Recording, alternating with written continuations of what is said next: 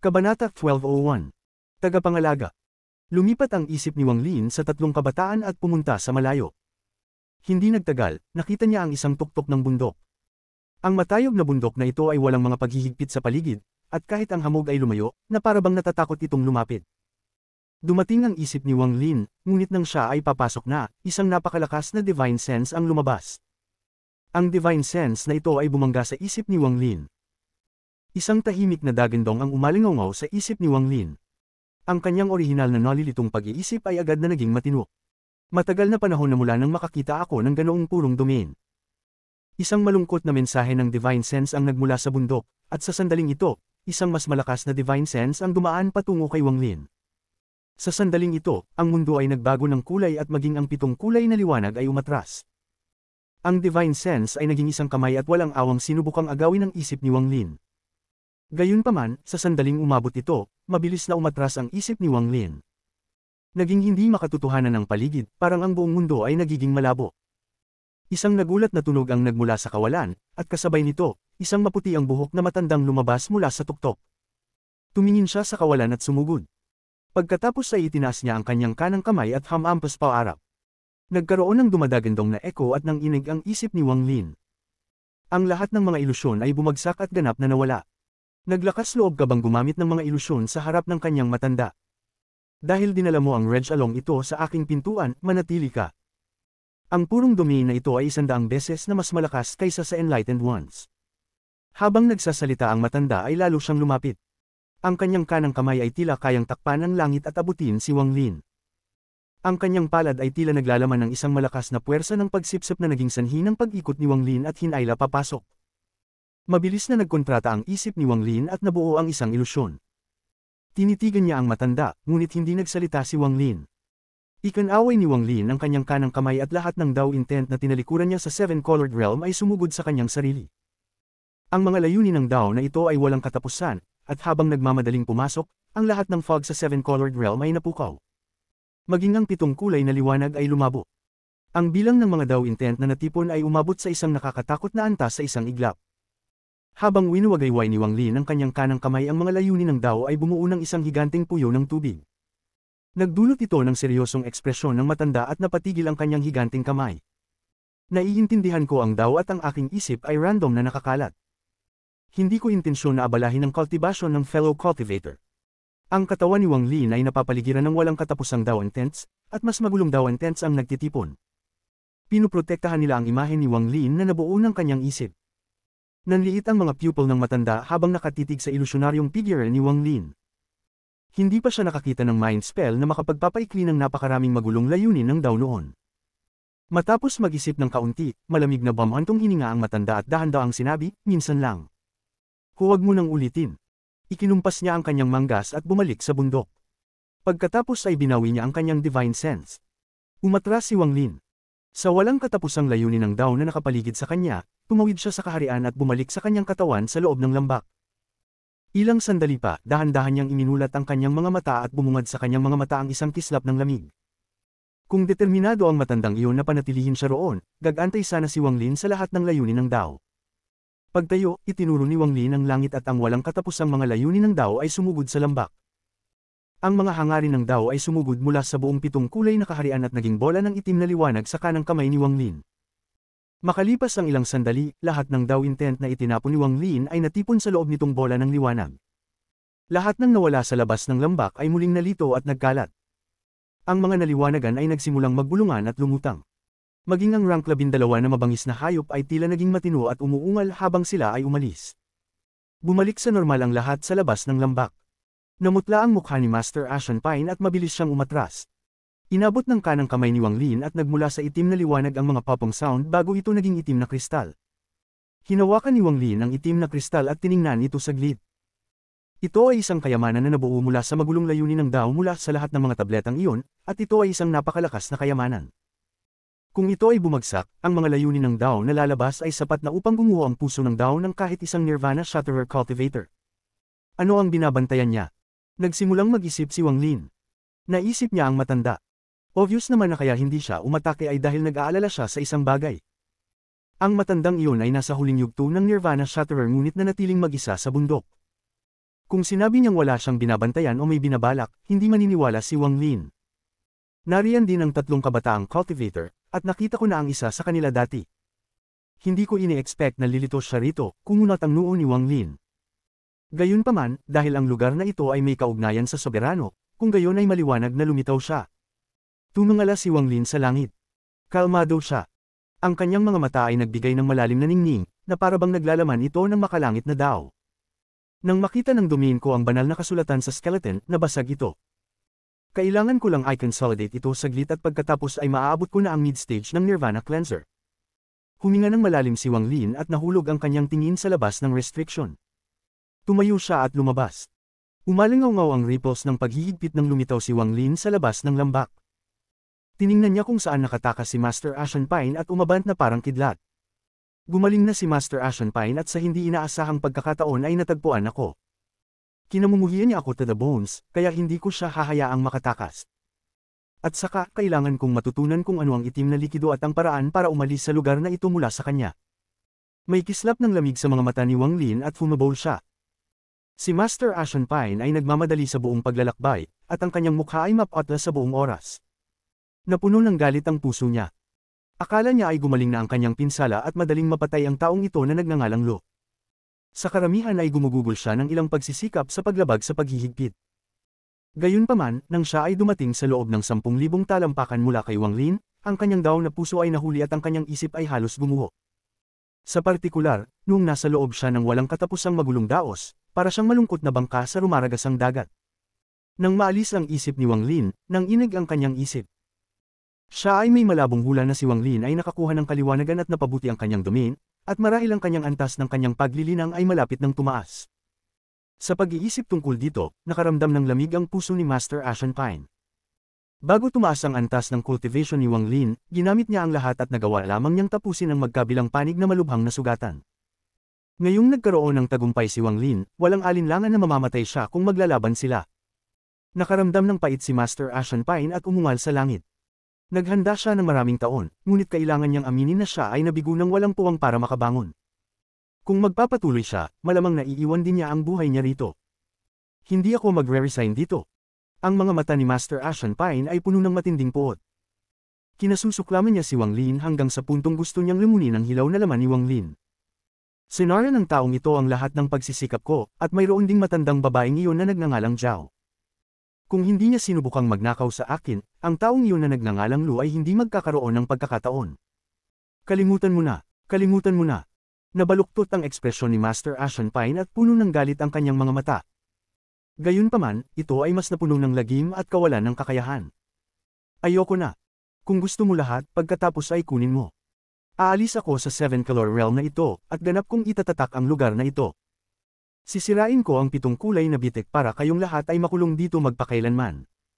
Doon lang mababawasan ng kaunti ang galit sa puso ko. Ang taong iyon na nagngangalang Lu ay tiyak na hinanap ang kaluluwa ni Pangdekay noong pinatay niya ito. Ngunit kahit si Pangdekay ay hindi alam ang tunay na paraan upang umalis. Alam niya lang ang gusto kong malaman niya. Lahat kayo ay makukulong dito magpakailanman para sa akin. Mabilis na sumugod si Master Ashenpine patungo sa labas ng rehiyon. Lumipat siya sa landas na hindi nila nalakbay noon patungo sa karaniwang daanan na tinatahak niya upang lisanin ang lugar na ito. 2 beses na niyang nilakbay ang kanyang dinadaanan, kaya pamilyar siya rito. Kung hindi lang dahil nag-aalala siya sa pakikipagkita sa Lost Ones, mas mabilis pa siyang makakakilos. Gayunpaman, habang nagmamadali siyang pasulong, nanginginig ang kanyang katawan at bigla siyang napalingon. Lumitaw ang figure ni Wang Lin sa di kalayuan at pinalibutan siya ng layuning pumatay. Nagdulot ito ng panlalamig sa puso ni Master Ashenpine.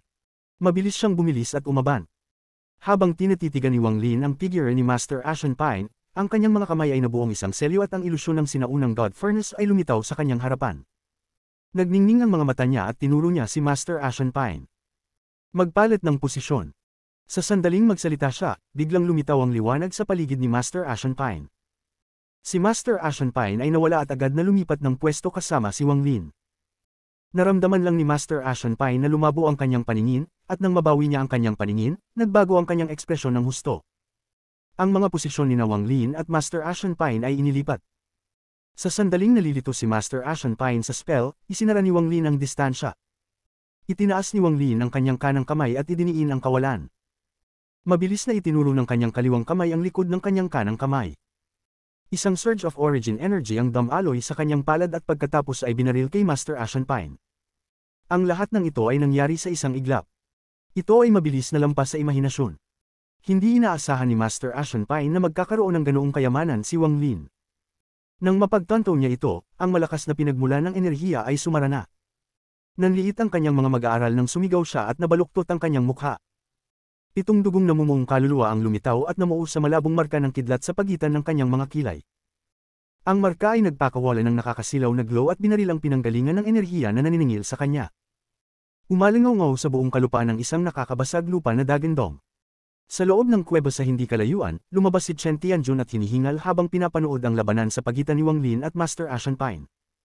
Kabanata 1202. Pagtatanim ng Dao. Ang kidlat sa harap ni Master Ashen Pine ay bumaril tulad noong una nilang labanan. Nagdala ito ng isang napakalaking lakas at bumangga sa pinagmulang enerhiya sa isang iglap. Umalingaw-ngaw ang malalakas na Dagendong sa paligid. Ang walang katapusang pinagmulang enerhiya ay nawala at ang kidlat ay tumagos patungo kay Wang Lin. Nagliwanag ang mga mata ni Wang Lin at walang awa siyang sumuntok. Ang kanyang sinaunang Diyos na kapangyarihan ay na-activate at ang ilusyon ng isang higanting sinaunang Diyos ay lumitaw sa likod ni Wang Lin. Ang anino na ito ay hindi maisip na malaki, at naghagis ito ng suntok kasama ng suntok ni Wang Lin. Umalingaw-ngaw ang mga popong sound at agad na bumangga ang suntok sa marka ng kidlat. Nagbago ang kulay ng mundo. Ang kidlat ay nanginginig at biglang bumagsak, ngunit ang kapangyarihan ng kidlat sa loob ay naging hindi mabilang na mga kidlat na bumaba kay Wang Lin. Ang mga mata ni Master Ashen Pine ay puno ng kasamaan. Sa sandaling siya ay umatake, ginamit niya ang kanyang pinakamalakas na spell.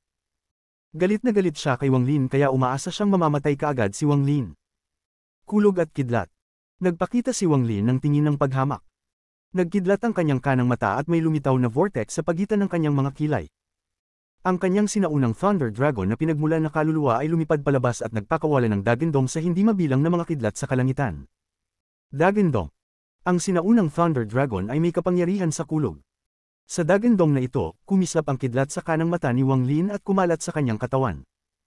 Hindi nagtagal, ang espasyo sa loob ng libu-libong talampakan mula sa kanya ay naging lawa ng kulog. Ang kulog na bumababa mula sa kalangitan ay huminto saglit at pagkatapos ay sumanib sa lawa ng kulog sa paligid ng Wang Lin, na bumubuo ng isang walang hangganang kulog na impyerno. Si Wang Lin ay parang kulog na celestial sa loob ng Thunder Lake. Huminga siya at ang walang katapusang kulog ay mabilis na namuo sa kanyang kanang mata. Ang eksenang ito ay naging sanhi ng pamumutla ng mukha ni Master Ashen Pine. Tuluyan na siyang natigilan. Sa hindi kalayuan, natatakpan ng pawis ang noo ni Chen Tianjun. Mapatla ang kanyang mukha at napuno ng gulat ang kanyang mga mata. Hindi tumigil si Wang Lin. Matapos niyang masipsip ang kidlat, may bahagyang kidlat na marka sa kanyang mga mata. Bumaba ito mula sa kanyang mga mata tulad ng pag-atake mula kanina at direktang lumipad kay Master Ashen Pine. Mabilis na umatras si Master Ashen Pine at nakabuo ng selyo ang kanyang mga kamay. Ang 7 Nascent Souls ay mabilis na nagbigay ng matinding blood red light at pinalibutan si Master Ashen Pine sa pagtatangkang harangan ng kidlat. Lumiwanag ang mga mata ni Wang Lin.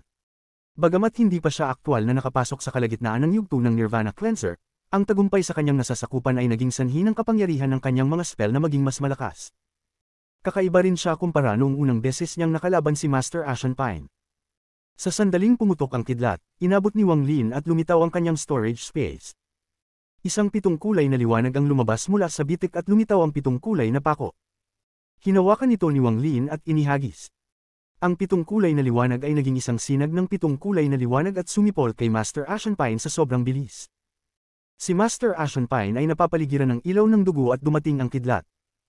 Ang ilaw ng dugo ay tila kumulo habang umaalingaw-ngaw ang mga popong sound. Ang ilaw ng dugo ay patuloy na bumagsak at nawala. Habang patuloy na umatras si Master Ashen Pine, binuksan ng kanyang kanang kamay ang kanyang storage space.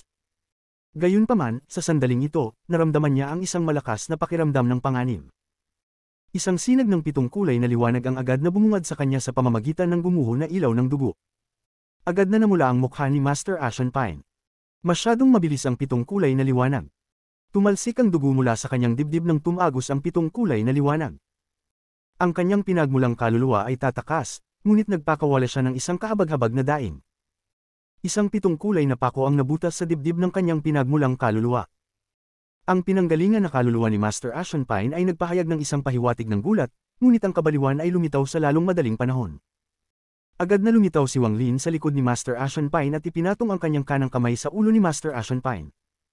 Sinasamantala niya ang sandali na ang pinanggalingang kaluluwa ni Master Ashen Pine ay malubhang nasugatan at malapit ng mabaliw para hanapin ang kanyang kaluluwa. Mabilis na nakuha ni Wang Lin ang mga alaala mula sa pinagmulang kaluluwa ni Master Ashen Pine. Nang inig ang pinagmulang kaluluwa ni Master Ashen Pine at tumindi ang kabaliwan. Ilang sandali lang ay umabot na sa rurok ang kabaliwan at nagpakawala siya ng dagindong. Kumalat ang mga pulang linya ng dugo mula sa kanyang dibdib at kumalat sa kanyang buong katawan. Binawi ni Wang Lin ang kanyang kamay at hindi pinansin si Master Ashen Pine. Niwalis niya ang storage space ni Master Ashen Pine at kinuha ang lahat. Sa sandaling ito, nabaliw si Master Ashen Pine. Hinawakan niya ang kanyang ulo sa kanyang mga kamay, at ang kanyang mga mata ay nagpahayag ng malahayop na tingin. Pagkatapos ay tinuro niya ang langit at nanginig ang kanyang katawan. Isang dagindong ang lumabas sa kanyang bibig bago mabilis na nalanta ang kanyang katawan. Ilang saglit lang ay naglaho na siya at naging butil ng dugo. Ang butil na ito ay nagbigay ng pulang ilaw ng dugo at tinakpan ang lahat ng 7 kulay na liwanag sa kalangitan. Lumamlam ang mundo at bumaril sa langit ang butil ng dugo. Lumiwanag ang mga mata ni Wang Lin. Ito ang kanyang unang pagkakataon na gumamit ng 7 kulay na kuko. Batay sa kanyang personal na karanasan mula sa pagpilit ng 7 kulay na kuko, ang 7 kulay na pako ay agad na sisipsipin ang lahat ng iyong sigla sa sandali ng kabaliwan. Tapos mamamatay ka habang nababaliw. Gayunpaman, hindi niya inaasahan ang isang butil ng dugo na mabubuo sa sandaling kamatayan. Nang makita ang butil ng dugo na umaakyat sa langit, hindi nag-atubili si Wang Lin na dumiretso dito. Lumapit siya sa butil at hinawakan iyon. Agad na nagpumiglas ang butil na parang gustong kumawala. Isang malakas na puwersa ang nagmula sa loob nito na yumanig sa isip ni Wang Lin at hinayla siya sa kawalan. Nagbago ang ekspresyon ni Wang Lin, ngunit sa sandaling ito, ang heaven-defying bid, na matagal nang hindi gumagalaw, ay biglang namuo sa kanyang pinagmulang kaluluwa. Mabilis itong umikot at isang misteryosong puwersa ng pagsipsip ang pumasok sa kanyang kanang kamay. Nanginginig ang butil ng dugo at biglang tumigil sa pagpupumiglas. Pumasok ito sa kanang kamay ni Wang Lin at pumasok sa heaven-defying bead sa loob ng kanyang pinagmulang kaluluwa. Pagkatapos ay natipon ng 7 kulay na liwanag sa kanang kamay ni Wang Lin at nagreporma ang kuko. Ang kakaibang eksenang ito ay bumulaga sa isip ni Wang Lin, ngunit hindi niya ito inihayag kahit isang pahiwatig. Inalis niya ang 7 kulay na pako at bumagsak ang tingin niya kay Chen Tianjun. Nasaksihan ni Chen Tianjun ang pagpatay ni Wang Lin kay Master Ashen Pine. Nang tumingin si Wang Lin, namutla ang kanyang mukha. Hindi niya namamili na umatras ng ilang hakbang at ikinulong ang kanyang mga kamay kay Wang Lin. Nakakalangit ang kapangyarihan ni Brother Lu. Hinahangaan kita. Mabisyo si Master Ashen Pine dahil dinala niya kaming lahat dito. Mapalad na namatay siya sa kamay ni fellow cultivator Lu. Nararapat niya ito. Mabuti ang ginawa ng kapwa cultivator na si Lu. Nilapitan ni Wang Lin si Chen Tianjun at bahagyang niyakap ang kanyang mga kamay. Maingat na tiningnan ni Chen Tianjun si Wang Lin at nagpaliwanag bago pa man magtanong si Wang Lin, umalis ako kanina, ngunit pagkatapos maglakbay pabalik sa orihinal na landas patungo sa altar, nalaman kong hindi ako makakaalis sa 7-colored realm na ito. Pagkatapos ay nakatagpo ako ng isang mabangis na hayop at malubhang na sugatan. Natagpuan ko ang lugar na ito at nagsimulang gumaling. Nanatiling kalmado ang ekspresyon ni Wang Lin habang dahan-dahan niyang sinabi, ang pagtakas sa isang rank 12 beast ay hindi naging madali para sa fellow cultivator Chen. Kinabahan si Chen Tianjun habang mabilis niyang sinabi, I'm special. Mayroon akong mahusay na pag-unawa sa mga mabangis na hayop, kaya halos hindi ako nakatakas. Walang alitan si Wang Lin sa Chen Tianjun na ito at ayaw niyang makipag-away sa anumang kayamanan. Pinagsalikop niya ang kanyang mga kamay at aalis na sana. Kasamang maglili ng Lu, teka. May itatanong ako. Nag-aalangan pa rin si Chen Tianjun, ngunit nang makitang aalis na si Wang Lin, nagdikit ang kanyang mga ngipin at nagdesisyon. Ano ito? Tumingin si Wang Lin kay Chen Tianjun. Nang hinanap ng fellow cultivator Lo ang kaluluwa ni Master Ashen Pine, ikaw ba? Nakahanap ka ba ng paraan para umalis? Tumingin si Chen Tianjun kay Wang Lin na may bakas ng kaba. Tahimik na nag-isip si Wang Lin at pagkatapos ay tumango. Nakahinga ng maluwag si Chen Tianjun at naging mas magalang. Taos-puso niyang pinagsalikop ang kanyang mga kamay. Pakiusap, tulungan mo ako, fellow cultivator Lu. Hanggat maaari mo akong alisin dito, anumang kondisyon ay magiging maayos hanggat maaari akong umalis sa mapahamak na lugar na ito. Sinaman ng tingin ni Wang Lin ang mukha ni Chen Tianjun at umiling siya. Wala akong planong umalis kaagad. Nag-alinlangan si Chen Tianjun at bamulong, walang problema. Kunin mo na lang ako kapag umalis na si fellow cultivator Lu. Walang nagmamadali. Kung may kailangan ka sa akin, magtanong ka lang. Pagkatapos niyang magsalita, nakita niyang nananatiling kalmado ang ekspresyon ni Wang Lin, na parang hindi sumang-ayon si Wang Lin, kaya mabilis niyang sinabi, "Ka-Cultivator Lu, sa aking pag-unawa sa mga mabangis na hayop at sa aking mga spell mula sa aking Battle Beast sect, matutulungan ko ang fellow cultivator na si Lu na kumuha ng mga kristal mula sa hindi mabilang na Fog Beast dito." Halos nakalkula ko na mayroong hindi bababa sa 100 Fog Beast at hindi mabilang na mga kristal na pinagmulan. Kung manganda ko ang fellow cultivator na ilalabas ako rito, ipagsapalaran ko ito at ipunin ang lahat ng pinagmulang kristal na iyon.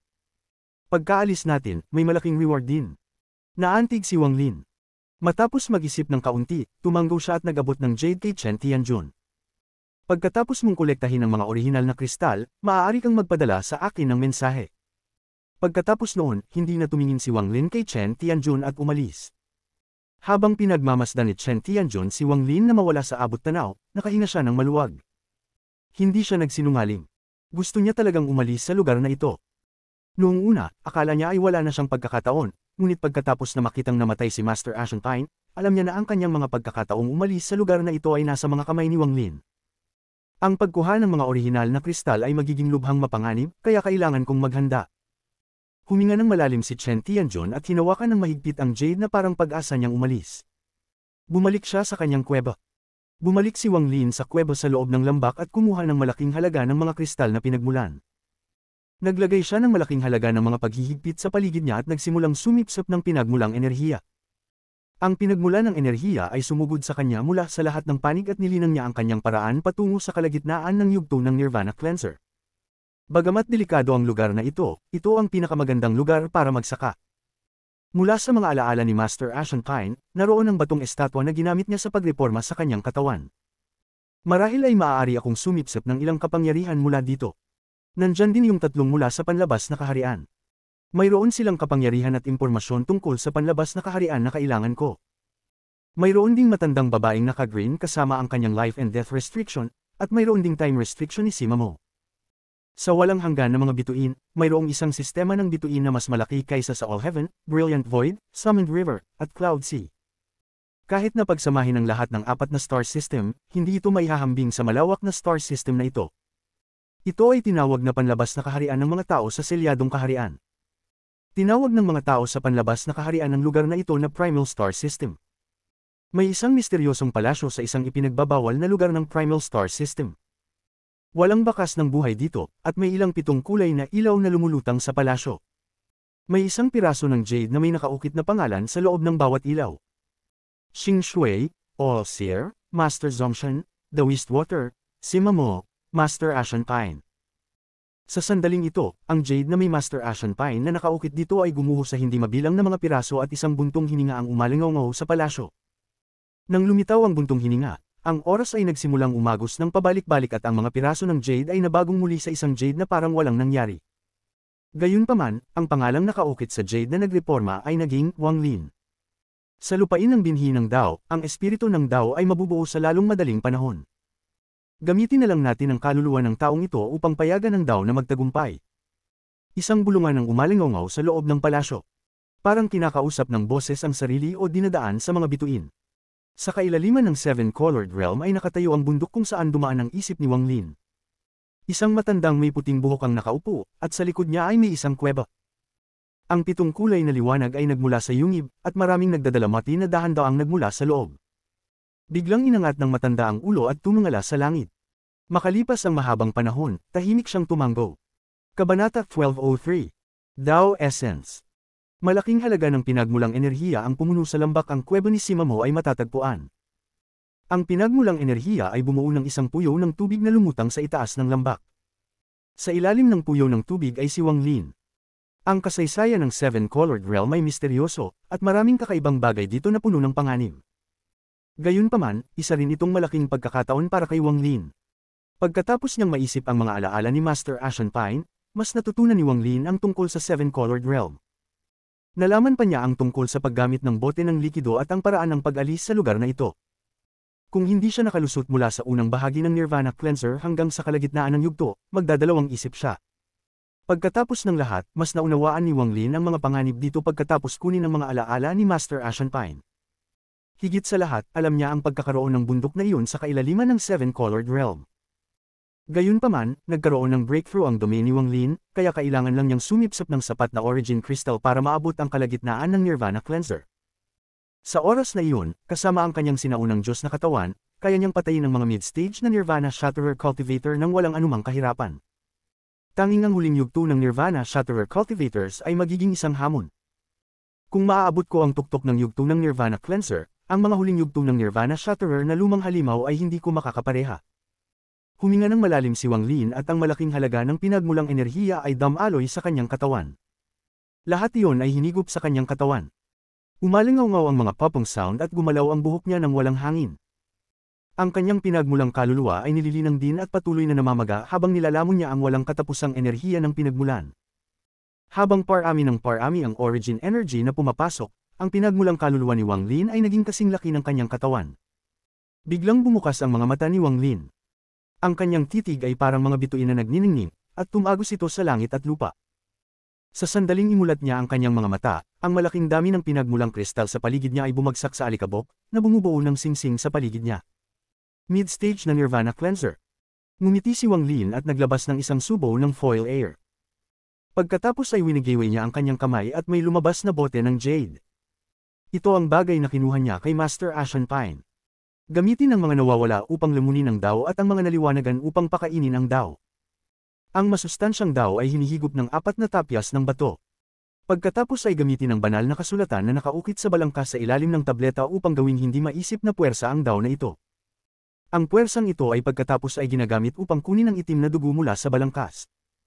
Ngunit hindi ito dugo, ito ang Dao esensya ng taong iyon. Ang mga mata ni Wang Lin ay kumikinang ng maliwanag. Ito ang mahalagang impormasyon na nakuha niya mula sa isip ni Master Ashen Pine. Hindi nalaman ni Wang Lin kung paano nakuha ni Master Ashen Pine ang kanyang impormasyon. Pagkatapos ng lahat, si Master Ashen Pine ay isang mid-stage na Nirvana Shatterer Cultivator, at ang spell ng paghahanap ng kaluluwa ay walang mga kapintasan. Hindi makuha ni Wang Lin ang lahat. Ang susi ng Dao Essence na ito ay ang pagkakakilanlan ng kalahating balangkas na iyon. Mayroong 2 tapyas na bato, at sa nakita ko, bawat isa ay dapat may kalahating kalansay na nakapako sa ibaba ng mga ito, kaya ito ay isang tao. Siguradong sikat na sikat ang taong ito. Hindi ko alam kung siya ay pinatay o kung may naghukay sa kanyang kalansay, ngunit ginamit nila ang kanyang makalangit na paraan para ilabas ang kanyang Dao Essence. Kung inumin ko ang kanyang Dao Essence, makukuha ko ang kanyang Dao. Ang banal na kasulatan sa mga buto ay inukit doon mamaya. Hindi alam kung sinong makapangyarihang cultivator ang ginawang banal na kasulatan ng kanilang spell at naisip ang nakatatakot na ideyang ito. Gayunpaman, ang Dao Essence na ito ay hindi agad nauubos. Sa sandaling inumin ito ng isa, matutulog sila sa hindi kilalang tagal ng oras. Ang plano ni Master Ashen Pine ay humanap ng isang ganap na ligtas na lugar dito, inumin ito, at hintayin ang araw na siya ay madyay gising. Ito rin ang dahilan kung bakit hindi na lang niya ito ininom nung inaaway niya ang matandang babaeng naka-green. Ang lugar na pinili niya ay ang bundok sa kailaliman ng Seven Colored Realm. Kaya lang, walang bakas ng maputing buhok na iyon sa alaala ni Master Ashen Pine. Lumiwanag ang mga mata ni Wang Lin at tinitigan niya ang bote sa kaliwang kamay. Kawili-wili. Ang lahat dito ay tila gumagawa ng Dao para masipsip ng mga tapyas ng bato. Kahit ang mabangis na hayop ay pareho. Kung bakit walang rank 13 na hayop, parang lahat sila ay pinatay at kinuha ang kanilang mga kaluluwang Dao. Lahat ng ito ay para sa Dao Essence sa Jade Bottle na ito. Gayunpaman, ang kahalagahan ng Dao Essence na ito sa makapangyarihang cultivator na nag-set up nito ay malamang na hindi kasing simple ng pag-inom nito. May binabantayan siguro ang matandang lalaki sa bundok. Marahil ang kanyang binabantayan ay konektado sa lahat ng ito. Medyo nag-isip si Wang Lin at itinago ang bote. Sabi ng Jade ni Simamo, 4 ang tableta, pero nang kumalat ang isip ko, 2 lang. Ang isa sa mga stone tablet ay walang kahit isang balangkas o bote sa ilalim nito. Ito ay medyo kakaiba. Pagkatapos magmuni-muni ng kaunti, tiningnan ni Wang Lin ang siyam na kuweba sa bundok. Sinuri pa lang niya ang unang 3, ngunit pagkatapos nito, hindi na niya ito binuksan. Kumislap ang kanyang katawan at nakarating siya bago ang ika-4 na kuweba. Inilagay niya ang kanyang kanang kamay sa bato na tumatakip sa kuweba at ang pinagmulan ng enerhiya sa kanyang katawan ay lumundag. Marahan niyang diniin ang bato at lumabas ang mga popong sound. Ang lahat ng mga paghihigpit dito ay bumagsak at lumipat sa gilid. Sa sandaling gumalaw ang bato, ang kidlat na tingin ni Wang Lin ay tumingin sa loob at sumimangot siya. Ang ika-4 na kuweba ay ganap na walang laman. Pagpasok sa kuweba, maingat na inilibot ni Wang Lin ang paligid ngunit wala pa ring nakita. Matapos mag-isip ng kaunti, dumating si Wang Lin sa tabi ng ikalimang kuweba. Ang kuweba na ito ay mayroon ding restriction na nagsisiling dito, at ito talaga ang time restriction. Ang mga ripples ng paghihigpit ay napakalakas. Magiging mahirap na labagin ang paghihigpit na ito. Itinaas ni Wang Lin ang kanyang kanang kamay at bumuo ng mga selyo, at agad na lumitaw ang mga paghihigpit. Nang dama po ang kanyang kamay sa bato ay may lumabas na dagandong mula sa loob nito at agad na lumitaw ang malalaking alon. Sa sandaling ito ay naging transparent, nagliwanag ang mga mata ni Wang Lin.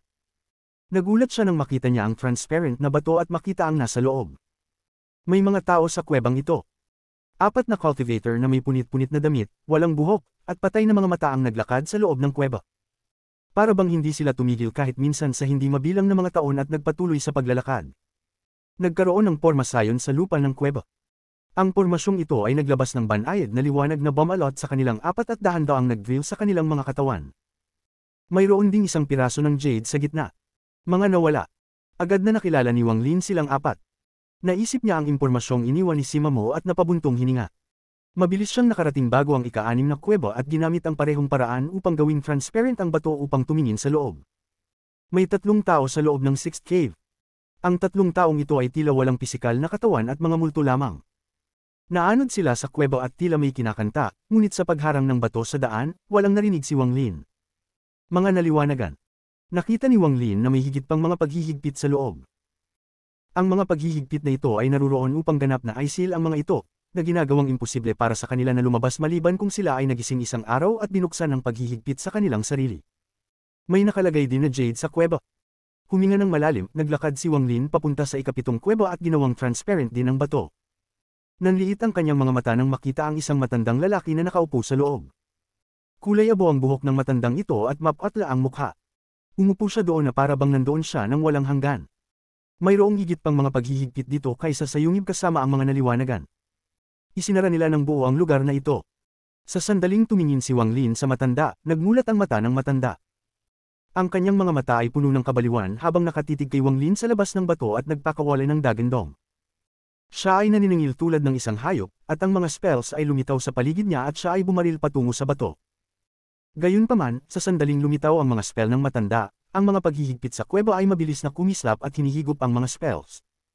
Lalong yumangay ang matanda at bumagsak ang mga kamay sa bato. Walang lumabas na tunog.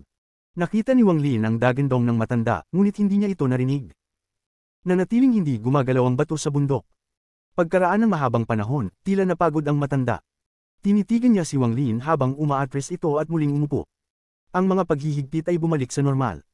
Maaaring siya ay isang mapanlaban. Matapos tingnan ng 3 kuweba, naunawaan na ni Wang Lin na ang mga taong ito ay mga miyembro ng sekta ni Sima Mo. Ibinalik sila ni Sima Mo at tinatakan sila sa loob ng kuweba sa pagtatangkang gisingin sila. Gayunpaman, kung titingnan ito ngayon, hindi nagtagumpay si Sima Mo. Ang mga jade sa loob ng mga kuweba ng Lost Ones at Enlightened Ones ay dapat maglaman ng time restriction. Ang iniisip ni Sima Mo ay kung ang isa sa kanila ay magising, kailangan lamang nilang matutunan ang paghihigpit upang buksan ito. Nagpakawala ng buntong hininga, naglakad si Wang Lin patungo sa ika-8 kuweba. Ang paghihigpit sa ika-8 kuweba ay hindi isang time restriction. Pagkatapos ng isang sulyap, iwinagayway ni Wang Lin ang kanyang kamay at nawala ang paghihigpit. Dumagundong ang bato at tumabi. Sa sandaling bumukas ang ika-8 kuweba, humigop si Wang Lin ng malamig na hangin. Tinitigan niya ang mga gamit sa loob at tuluyang nagpakawala ng hininga pagkaraan ng mahabang panahon. May kalahating balangka sa loob ng kuwebang ito. Ito ang mas mababang kalahati ng isang kalansay, at mayroong hindi mabilang na mga salita na nakaukit dito. Ang kalansay na ito ay ganap na itim. Ang paghihigpit sa lupa ay ganap na tinatakan ng balangkas. Kaya narito na ang nawalang kalansay mula sa stone tablet. Tumingin si Wang Lin sa balangkas at naramdaman ang isang malakas na puwersang humihila sa kanyang isipan. Umatras siya ng ilang hakbang at pinutol ang kaunting koneksyon na iyon ng walang pag-aalinlangan. Matapos ito ng sarili, nag-isip si Wang Lin saglit. Hindi siya papayag na umalis ng ganito. Tiningnan niya ang kalansay at nakita niyang may malalim na bali sa kanang binti nito. Hindi man ito naputol, napakalalim ng sugat. Pagkaraan ng mahabang panahon, nabuo ang mga kamay ni Wang Lin ng selyo. Ilang beses niyang itinuro ang kanyang katawan at naglagay ng malaking paghihigpit sa kanyang isipan. Pagkatapos ay inabot ng kanyang kamay at kinuha ang kristal na espada na nakuha niya kay Master Ashen Pine. Nag-iwan siya ng isang piraso ng kanyang mga iniisip sa loob ng espada at dahan-daang naglakad pasulong. Ilang dosenang talampakan lang iyon, ngunit maingat si Wang Lin sa bawat hakbang. Dahan-dahan siyang lumapit sa tabi ng kalansay, tumingkayat, at walang pag-aalinlangan na inabot ang bali sa kanang binti. Lumawak ang kanyang isip mula sa kanyang kanang kamay. Ginagamit niya ang kanyang kaluluwa para umintindi. Sa sandaling dumampi sa buto ang banal na pakiramdam ni Wang Lin, nakaramdam siya ng putok sa kanyang isipan. Kabanata 1204. Ang plano ng makalangit na daw. Parang hindi buto ang hinahawakan niya, kundi isang hindi maisip na puyo ng tubig. Ang kanyang banal na pakiramdam ay napupunta sa kailaliman ng puyo ng tubig. Nang wala ang kanyang kontrol, isang hindi maisip na puwersa ng pagsipsip ang humila sa divine sense ni Wang Lin ng palalim. Si Wang Lin ay parang isang malungkot na bangka sa rumaragasang alon. Siya ay sinipsip sa puyo ng tubig. Para siyang naglalakbay sa panahong hindi pa niya napupuntahan. Lalong umalingaw sa kanyang isipan ang mga dumadagandong na dagandong. Kung may tumingin sa labas ng kuweba, makikita nila na ang katawan ni Wang Lin ay nanginginig, ang kanyang mukha ay mapatla, at ang kanyang mukha ay naging baluktot. Lalong nanginginig ang kanyang kanang kamay, ngunit nakadikit ito sa kalansay. Ang kalansay na iyon ay biglang nagbigay ng gintong kinang. Gayunpaman, sa sandaling lumitaw ang gininto ang liwanag, ang teksto sa balangkas ay nagbigay ng itim na kinang, sinusubukang pigilan ang gininto ang liwanag. Nagsimula ng labanan ng dalawa. Ito ay isang mundong puno ng kaguluhan. Imposibleng paghiwalayin ng langit at lupa. Ang mundo ay tila umiral ngunit tila wala rin. Sa malayong kawalan, dahan-daang lumakad ang isang tao. Nakasuot ng puti ang taong ito at mukhang matandang lalaki. Gayunpaman, ang kanyang figure ay malabo, na ginagawang mahirap na makita siya ng malinaw. Inangat niya ang ulo niya at tumingala sa langit na parang nagmumuni-muni. Gayunpaman, sa sandaling ito, biglang dumating ang 7 kulay na liwanag. Ang alon ng 7 kulay na liwanag na ito ay pamunit sa mundo, na naging dahilan upang gumuho ang kaguluhan. Ang langit ay hindi na langit at ang lupa ay hindi na lupa. Ito ngayon ay espasyo. Gayunpaman, ang espasyong ito ay hindi itim, ngunit 7 kulay. Ang mundong ito ay naging isang 7 kulay na mundo. Mabangis na itinaas ng matandang nakaputi ang kanyang ulo at iwinagayway ang kanang kamay. Ang salitang, labanan, ay lumitaw. Pinalibutan ng mundo ang kanyang katawan at nagbigay ng walang katapusang gininto ang liwanag na pinilit na bumalik ang 7 kulay na liwanag. Sa sandaling ito, isang malakas na boses ang umalingaw sa buong mundo. Nagsimula ang mundo sa pinagmulan, ang langit ang simula, ang lupa ang wakas. Ang nililinang ng matandang ito ay ang pinagmulan ng mundo. Batas ng pinagmulan, 7 kulay na gabay, selyo. Sa isang salita, gumagalaw ang lahat ng 7 kulay na liwanag sa mundong ito na parang may puwersang kumokontrol sa kanila. Lahat ng walang hangganang 7 kulay na liwanag ay nagtipon patungo sa matanda na parang baliw. Tila nabaligtad ang mundo at lahat ng 7 kulay na liwanag ay nagtitipon upang bumuo ng selyo. Ang 7 kulay na liwanag ay nagpatuloy sa pagkondense hanggang sa tuluyang natakpan ng matanda. Kumikislap ang walang katapusang 7 kulay na liwanag na tila baguguho ang mundo. Ang mga dagandong ay nagmula sa loob ng 7 kulay na mundo, ngunit ito ay hamina hanggang sa ito ay nawala. Zhan Xingye, kung hindi dahil sa matandang ito na nagregalo sa iyo ng Battle Scroll, paano ka nakarating sa Spirit Void stage? Kung kukunin ko ang iyong kaluluwa ng pamilya Zhan, magagamit ko ito bilang gabay upang mahanap kung saan itinago ng matandang ghost na si Zhan ang kanyang mga lumang buto para sa kanyang Void Tribulan. Pagkatapos ay kukunin ko ang kanyang kalansay at pipilitin kong ilabas ang Dao Essence sa inyong dalawa. Sisirain ko ang kanyang nirvana at tatapusin ko ang makalangit na plano. Ang tunog ng sinaunang tinig ay naubos at unti-unting nawala. Kasabay nito, maging ang mundong kinaroroonan ni Wang Lin ay nagsimulang gumuho. Tila babagsak at magwawakas ang pinanggalingan niyang kaluluwa kasama nito. Sa sandaling ito sa kuweba ni Sima Mo, ang gininto ang liwanag mula sa kalansay ay pinipigilan ng itim na liwanag at pinilit na pumasok sa isang sulok. Ang itim na ilaw ay patungo sa kamay ni Wang Lin at papasok na sana sa kanyang katawan. Sa sandaling ito, ang kristal na espadang iniwan ni Wang Lin sa kuweba ay biglang nagningning at sumugod patungo sa kanya. Gumalaw ito sa pagitan ng dulo ng daliri ni Wang Lin at ng balangkas, na naging sanhi ng paghihiwalay nila. Nang inig ang katawan ni Wang Lin nang siya ay naging matino at umatras ng walang pag-aalinlangan. Tinitigan niya ang kalansay, at gulong-gulo ang kanyang isip. Ninuno ng pamilya Zhan, Zhan Xingye. Naging madilim ang ekspresyon ni Wang Lin. Alam niya na ang ninuno ng pamilya Zhan mula sa All Heaven ay nawala sa mga bituin, at walang nakakaalam kung saan siya nagpunta. Si Zhan Xingye ay napakatalino, at sa isang punto ay hindi niya sinasadyang natagpuan ang Battle Scroll. Pinag-aralan niya ito upang maunawaan ang Battle Domain at pagkatapos ay nawala sa paghahanap ng mas mataas na kaharian. Hindi mahalaga kung gaano siya hinahanap ng kanyang mga magiging supling, wala silang mahanap na anumang palatandaan kung nasaan si Zhan Xingye. Hindi ko akalain na siya si Zhan Xingye. Ang taong pumatay kay Zhang Xingye gamit ang batas ng pinagmulan ay maaaring siya ang soberano. Lalong naging malungkot ang ekspresyon ni Wang Lin. Nang maalala ang nangyari, nanlamig ang kanyang puso. Ang 7 kulay na liwanag na iyon ay isang spell na katulad ng Thunder Knight, ngunit mas malakas. Isang spell lang ay sapat na para patayin si Zhang Xingye nang hindi man lang siya makalaban. Natuyo ang bibig ni Wang Lin. Habang nagmumuni-muni, kumunat ang noo niya at nagningning ang mga mata. May mali. Kung si Zhang Xingye ay pinatay ng ganito, paano mananatili ang ganoong kalinaw? Kung siya ay namatay, ang kanyang kalooban ay dapat na nawala. Kahit na umiiral pa rin ang kalooban, hindi ito dapat maging ganito kalinaw. Gayun din, ang tinig ng soberano sa dulo ay malinaw na tila pagod na, ang mga ideya ay tumatakbo sa isip ni Wang Lin, ngunit wala siyang mahanap na anumang palatandaan. Walang espiritu, walang kabuluhan tribulan. Maaari ba itong dalawang kaharian sa ikatlong hakbang? Nang maunawaan ko ang Battle Scrolls, nakita ko ang isang matandang lalaki. Ang Battle Scrolls ay nilikha ng taong iyon. Minsan niyang sinabi na ang kanyang antas ng paglilinang ay umabot na sa walang bisa at na siya ay magkakaroon ng isang pambihirang tagumpay. Maaaring siya ang Old Ghost Zon na binanggit ng Sovereign. Mula sa paraan ng pagsasalita niya, ang soberanong ito ay tila natatakot sa matandang ghost na si Zon. Upang malaman kung saan itinago ng matandang ghost na si Zon ang kanyang mga buto, ibinigay ng soberano ang Battle Scroll kay Zhang Xingye. Hinayaan niya si Zhang Xingye na linangin ang Battle Domain bago siya patayin para sa kanyang kaluluwa. Ang lahat ng ito ay para sa kapakanan ng makalangit na plano. Ano ba talaga itong makalangit na plano? Lalong naging malinaw ang isip ni Wang Lin. Bagamat may mga bagay na hindi niya naiintindihan, malinaw ang kanyang iniisip. Ang 4 na tapyas na bato at 2 buo na kalansay. Ang unang balangkas na ito ay si Zhang Xingye. Maaaring ang pangalawang balangkas ay ang kanyang ninuno, ang Old Ghost Zon. Sumipsip si Wang Lin ng malamig na hangin. Ang Battle Scroll ay ang daw na naiwan ni Old Ghost Zon.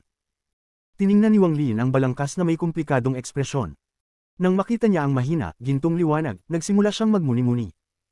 Mayroon siyang kabuuang 3 Battle Scroll sa loob ng kanyang storage space. Binuksan niya ang unang 2, ngunit hindi niya binuksan ang pangatlo mula nang makuha ang mga ito mula sa pamilya Zon.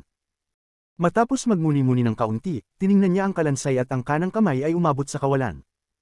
3 bola ng liwanag ang lumipad palabas. Sa loob ng 3 bola ng liwanag ay ang 3 Battle Scrolls. Sa sandaling lumitaw ang Battle Scrolls, ang gininto ang lumiwanag na pinilit sa isang sulok ng itim na liwanag ay lumipad mula sa balangkas. Dumiretso ito sa 3 Battle Scrolls, at habang kumikinang ang gintong liwanag, nagsaanib ang mga scroll. Ang kakaibang eksenang ito ay hindi sa labas ng inaasahan ni Wang Lin. Seryoso ang kanyang tingin habang nakatitig sa 3 Battle Scrolls na nagsasama. Pagkaraan ng ilang sandali, natapos ang pagsasanib at ang kuweba ay natatakpan ng gintong liwanag. Isang ilusyon na salitang, labanan, ang lumitaw sa harap ni Wang Lin. Ang salitang, labanan, ay naglabas ng gininto ang kinang at nakakatakot na aura. Dumiretso ito kay Wang Lin at inilagay sa kanyang storage space. Nakuha mo ang Battle Scroll at hindi sinasadyang naging cross-generation inheritor ni Old Ghost Zon. Dahil sa iyo, nalaman ni Sovereign kung saan inilibing ng matandang Ghost Zon ang kanyang mga buto. Makalipas ang hindi mabilang na taon, nakuha ko ang Battle Scrolls mula sa iyong inapo. Ngayong araw nakita ko ang iyong labi, nagpakita si Wang Lin ng isang komplikadong tingin bago nagpakawala ng mabigat na buntong hininga. Pagkatapos ay umalis siya sa kuweba at tinatakan ito. Hindi binuksan ni Wang Lin ang ika-9 na kuweba dahil hindi niya nagawang masira ang paghihigpit dito. Nakita niyang puno ito ng 7 kulay na gas, ngunit hindi niya makita kung ano ang nasa loob. Sa loob ng lambak, tiningnan ni Wang Lin ang labi ni Sima Mo at nagmuni-muni ng mahabang panahon, pagkatapos ay umalis siya. Bago umalis si Wang Lin, pumunta siya sa unang kuwebo kung saan naroon ang hayop ng lamok at nag-iwan ng maraming pinagmulang kristal. Habang naglalakad palabas ng lambak, nagliwanag ang mga mata ni Wang Lin. Kailangan niyang makita ang tableta na nakita niya sa isip niya noon. Kailangan niyang makita ang kalahati ng labi ni Zhang Xingye. Matapos hanapin ang mga alaala ni Pang Decay at Master Ashen Ping, hindi na pamilyar si Wang Lin sa 7-colored realm na ito. Lahat ng ruta ay malalim na nakatatak sa kanyang isipan. Gumalaw siya na parang sinag ng liwanag ngunit hindi lumipad, sa halip ay gumagalaw sa lupa. Lumipat siya sa iba't ibang lambak bago siya nakarating sa kung saan nakakulong ang matandang babaeng nakaberde. Nabuksan ang restriction at nawala ang matandang babae. Matapos tingnan, hindi tumigil si Wang Lin. Dumaan siya sa bundok sa ulap. Pamilyar na pamilyar si Wang Lin sa lugar na ito. Ang pag-ungol ng mga naliwanagan ay pumasok sa kanyang mga tainga at ang ilan ay naanod pa sa kanya. Habang mas natuto si Wang Lin, mas naiintindihan niya ang mga naliwanagan. Lahat sila ay dating cultivator, ngunit sila ay naging mga bagay upang matulungan ng ibang tao na mapangalagaan ang Dao. May isip pa nga ni Wang Lin na ang mga naliwanagan na ito ay dating kamanghamanghang mga talento na may mataas na pangunawa sa Dao. Kaya naman sila ay nakulong ng Dao Scripture at naging enlightened ones para magbigay ng sustansya sa Dao. Nagpakawala siya ng buntong hininga sa kanyang puso, ngunit hindi siya tumigil at sumulong sa unahan. Unti-unti niyang nakita ang isang higanting estatwa sa ulap. Huminto si Wang Lin sa harap ng rebulto. Nagniningning ang kanyang mga mata habang tumatalon at dumating sa tabi ng ulo ng rebulto. Sa mga alaala ni Master Ashen Pine, ang kanyang pamamaraan sa paglilinang ay tinawag na 100 Blood Origin Forms the Nascent Soul. Ang ikapitong espiritu ng Sealed Realm na kanyang tinawag ay naintindihan mula sa estatwa na ito. Ang pamamaraang ito ng paglilinang ay nagbigay daan sa kanya na linangin ang kabuuang siyam na mga bagay na katulad ng kaluluwa, ngunit ang mga ito ay higit na mas makapangyarihan kaysa sa mga namumuong kaluluwa. Higit sa lahat, hahayaan nila si Master Ashen Pine na pataasin ang bilis kung saan siya nagil-inang ng spell ng siyam na beses. Ang mas nakakagulat ay ang bawat nascent soul ay maaaring bumuo ng spell. Kadalasan, mayroong maraming mga spells na hindi maaaring linangin ng magkasama. Gaano man sila kagaling, kailangan mong pumili. Ang Yin-Yang Ancestral Spell ng matandang babae ay ganito. Gayunpaman, hindi ito issue para kay Master Ashen Pine. Ang kanyang siyam na dugong lumalagong kaluluwa ay maaaring magkultibo ng hiwalay. Gayunpaman, bago ang labanan kay Wang Lin, ang isa sa mga nascent na kaluluwa ay kinuha ng matandang babae, at pagkatapos ay sa pakikipaglaban kay Wang Lin, pareho silang malubhang nasugatan, kaya hindi niya nagawang gamitin ang mga spell sa loob ng mga ito. Kabanata 1205. Pride. Umupo si Wang Lin sa ulo ng estatwa. Alam niya na ang dahilan kung bakit nagawang ibalik ni Master Ashen Pine ang kanyang katawan at magkaroon ng marka ng kidlat ay may malaking koneksyon sa rebeltong bato na ito. Nilinang ng isa sa mga namumuong kaluluwa ng dugo ni Master Ashen Pine ang paraan ng paglilinang na natitira sa rebeltong ito. Dahil sa kanyang ninefold comprehension power, bahagya niyang nakuha ang bahagi ng inheritance na natitira sa stone statue na ito. Ngayon ay nakuha na ni Wang Lin ang karamihan ng pamana na iyon sa panahon ng kanilang pakikipaglaban sa kanyang command over Thunder, at ito ay natipon sa kanyang kanang mata. Sa sandaling ito, huminga siya ng malalim at pinalibutan ng kanyang banal na sentido ang rebulto. Lumabas ang kidlat sa kanang mata niya at pinalibutan siya. Pagkatapos ang marka ng kidlat sa rebulto ay kumikislap ng matindi at umalingaw ang mga popong sound. Isang mahinang dagandong ang umalingaw. Nakapikit ang mga mata ni Wang Lin habang ang kanyang banal na sentido ay nakapalibot sa estatwa ng bato at pinalibutan siya ng kidlat. Mayroon siyang sinaunang kaluluwang pinanggalingan ng Thunder Dragon at may kontrol sa makalangit na kulog. Lahat ng kulog ay kailangang makinig sa kanyang utos. Gayunpaman, ang kidlat mula sa rebulto ay nagbigay ng isang sinaunang aura at napuno ng pagmamalaki. Nagpalipat-lipat ito sa rebulto at patuloy na bumangga sa kulog na kontrolado ni Wang Lin. Mula sa malayo, nakikita lamang ng isa ang bola ng kulog na nakapalibot sa rebulto habang ang kidlat ay naka-arco sa lahat ng dako. Patuloy na umaalingaw ang dumadagandong na dagandong ng kulog. Ito ay isang labanan sa pagitan ng kidlat at kulog. Ito ay labanan para sa kontrol. Hindi ito naiintindihan ni Wang Lin tulad ni Master Ashen Pine. Hindi siya umayon sa marka ng kidlat ng rebeltong bato upang maunawaan ang kidlat. Hindi siya sumuko sa marka ng kidlat na parang isang utusan at hiniram ito upang madagdagan ang kanyang pangunawa. Si Master Ashen Pine ay parang isang pulubi na naghintay ng hindi kilalang tagal ng panahon upang makuha ang kaunting natitirang kapangyarihan ng kidlat upang gawing sarili niyang spell. Pinayagan pa nito si Master Ashen Pine na ipatawag ang ikapitong espiritu ng Sealed Realm na maaaring makapinsala sa sinaunang Diyos na katawan ni Wang Lin. Pinili ni Master Ashen Pine ang landas ng pagpapasakop. Nakita niya ang estatwa na ito bilang isang Diyos at naunawaan at sinasamba ito ng isa sa kanyang mga kaluluwang ipinanganak. Walang panganib sa landas na ito. Hanggat ikaw ay karapat-dapat, maaari mong makuha ito. Ngunit paano pipiliin ni Wang Lin ang landas na ito? Naglakas loob pa siyang suwi ng langit. Ginawa niya ang gusto niya habang naglalakbay siya sa mundo at ng ahas na labanan ng langit. Nilabanan niya ang langit upang mabuo ang kanyang Dao at ng ahas na makipagkumpetensya sa langit. Hinding-hindi niya sasambahin ang rebeltong ito tulad ng ginawa ni Master Ashen Pine, kahit na nanginginig sa langit ang kidlat sa loob ng rebulto at maaaring tawagin ang ikapitong espiritu ng Sealed Realm. Ang gusto niya ay magbunga ang kidlat sa rebulto. Magbigay sa ilalim niya. Ayaw niyang intindihin ang kidlat sa rebulto, gusto niyang i-absorb ang lahat. Sambahin mo siya. Ito ang kanyang pagmamalaki, ang pagmamalaki ng isang cultivator na lumalaban sa langit at ang dignidad ng isang sinaunang Diyos. Sa hindi mabilang na mga angkan sa sinaunang mundo, mayroon bang makakapantay sa sinaunang angkan ng Diyos? Tulad ng Mundivo Uring Clan. Nalaman ni Wang Lin mula kay Ling Er na sila ay mga lingkod lamang ng mga sinaunang Diyos. Kung ang Mundivo uling clan ay ganito, kung gayon ang clan ng tanda ng kidlat na ito, na tila isa ring angkan ng Outer Realm, ay kailangan ding sumuko sa kanya. Binuksan ni Wang Lin ang kanyang mga mata at nagsiwalat ng sobrang malupit na tingin. Isang malamig na buntong hininga ang pinakawalan niya at ang kanang kamay niya ay bumagsak sa ulo ng rebeltong bato. Umalangaw-ngaw ang isang dumadagindong na dagindong, ngunit hindi gumuho ang rebulto. Sa halip, isang nakakabasag lupa na ilaw ang bumaril sa langit at pagkatapos ay naging isang dragon ng kidlat na sumugod kay Wang Lin. Nang sumugod ito, lahat ng kidlat sa paligid ay hinigop nito. Nilapitan nito si Wang Lin na may mabangis at baliw na aura. Ang nag-iilaw na dragon na ito ay mabangis, ngunit si Wang Lin ay mas mabangis. Ang nag-iilaw na dragon na ito ay baliw, ngunit si Wang Lin ay 10 beses, 100 beses na mas baliw. Sa sandaling ito ay pumikit, kumulog sa kanang mata ni Wang Lin at bumaril. Isang vortex ang lumitaw sa pagitan ng kanyang mga kilay at ang sinaunang Thunder Dragon ay bumaba sa Seven-Colored Realm. Sa isang dagindong, ang sinaunang Thunder Dragon na kaluluwa ni Wang Lin ay bumangga sa kidlat na dragon at nagsimulang lamunin ito na parang baliw. Sa patuloy na paglamon na ito, ang mga bituin ng isang sinaunang Diyos ay malabong lumitaw sa likod ng puyaw ng tubig at ang kapangyarihan ng isang sinaunang Diyos ay pumuno sa kanyang katawan. Ang kanyang kanang kamay ay walang awang inabot pasulong at lumitaw ang imahe ng isang sinaunang Diyos. Hinawakan ni Wang Lin ang kidlat na dragon at walang awang pinisil.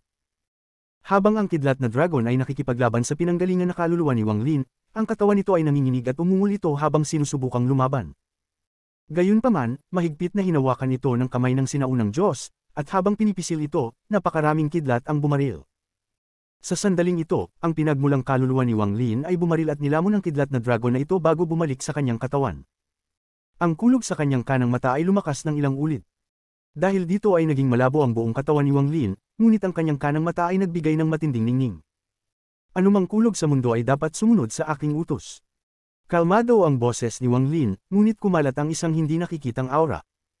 Lahat ng nakakalat na kidlat ay agad na nagtipon sa loob ng mata ni Wang Lin mula sa isang marka ng kidlat. Sa sandaling lumitaw ang marka ng kidlat sa kanang mata ni Wang Lin, isang malaking halaga ng mga bitik ang lumitaw sa rebeltong bato. Nagsimula ito sa paanan at mabilis na kumalat na parang baliw. Para silang mga dragon na umaambang kay Wang Lin na nasa ulo ng rebulto.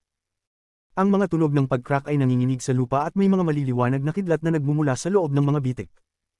Ang estatwa ay tila mapuputol, ngunit nanatili itong hindi gumagalaw. May kidlat na gumagalaw sa loob ng mga bitik, at agad itong sumara kay Wang Lin. Isang dumadagindong na dagindong ang umalingaw habang ang kidlat ay gumagalaw tulad ng hindi mabilang na mga hiwa na ahas sa paligid ng katawan ni Wang Lin. Nakabuo ito ng isang higanting bola ng kidlat na mahigit 1,000 talampakan ng lapad. Si Wang Lin ay nasa loob ng bola ng kidlat. Ang kidlat ay nakipaglaban at tumangging kontrolin ni Wang Lin. Pagkatapos ay nagsimula itong magkontrata na parang baliw kay Wang Lin. Isang malamig na buntong hininga ang pinakawalan ni Wang Lin at pinalibutan ng kidlat ang kanyang katawan. Bagamat hindi kayang pantayan ng kanyang cultivation level ang stone statue, ang pinagmulan niyang kaluluwa ay isang sinaunang Thunder Dragon. Siya ang master ng kulog sa mundong ito. Hanggat ito ay kulog, hindi ito karapat-dapat upang labanan siya. Ito ay walang kinalaman sa paglilinang, ito ay isang labanan ng kulog. Ang mga sinaunang Thunder Dragon ay binigyan ng karapatang kontrolin ng kulog ng makalangit na Dao. Hindi naniniwala si Wang Lin sa langit at gagamitin ang sarili niyang Dao para nakawin ang karapatang mag-utos ng kulog mula sa langit. Ang rebeltong bato ay ang ninuno ng Scatter Thunder Clan. Bagamat siya ay patay na, ginugol niya ang kanyang buhay sa kulog bilang kanyang kasama at halos maging kulog. Ang marka ng kidlat sa pagitan ng kanyang mga kilay ay tumangging magbigay. Ito ay Ramord na ang orihinal na ninuno ng Scatter Thunder Clan ay isang bolt ng kulog. Isang kulog na lumalaban sa langit na hindi magbubunga kahit sa langit. Kung sasambahin siya ng iba, magkakaroon ng taong iyon ng karapatang kontrolin ang kulog. Gayunpaman, kung ang taong iyon ay lumaban, sila ay mawawasak ng kulog. Gayunpaman, lalaban si Wang Lin. Kulog na kumikislap sa kanyang kanang mata at ang sinaunang Thunder Dragon na pinagmulan na kaluluwa ay lumipad palabas. Habang sumasara ang bola ng kidlat, naglabas ito ng dagindong. Ang dagindong ay naglalaman ng kamahalan upang kontrolin ang lahat ng kulog sa mundo. Patuloy na kumunat ang bola ng kidlat, ngunit huminto ito 10 talampakan ang layo mula kay Wang Lin.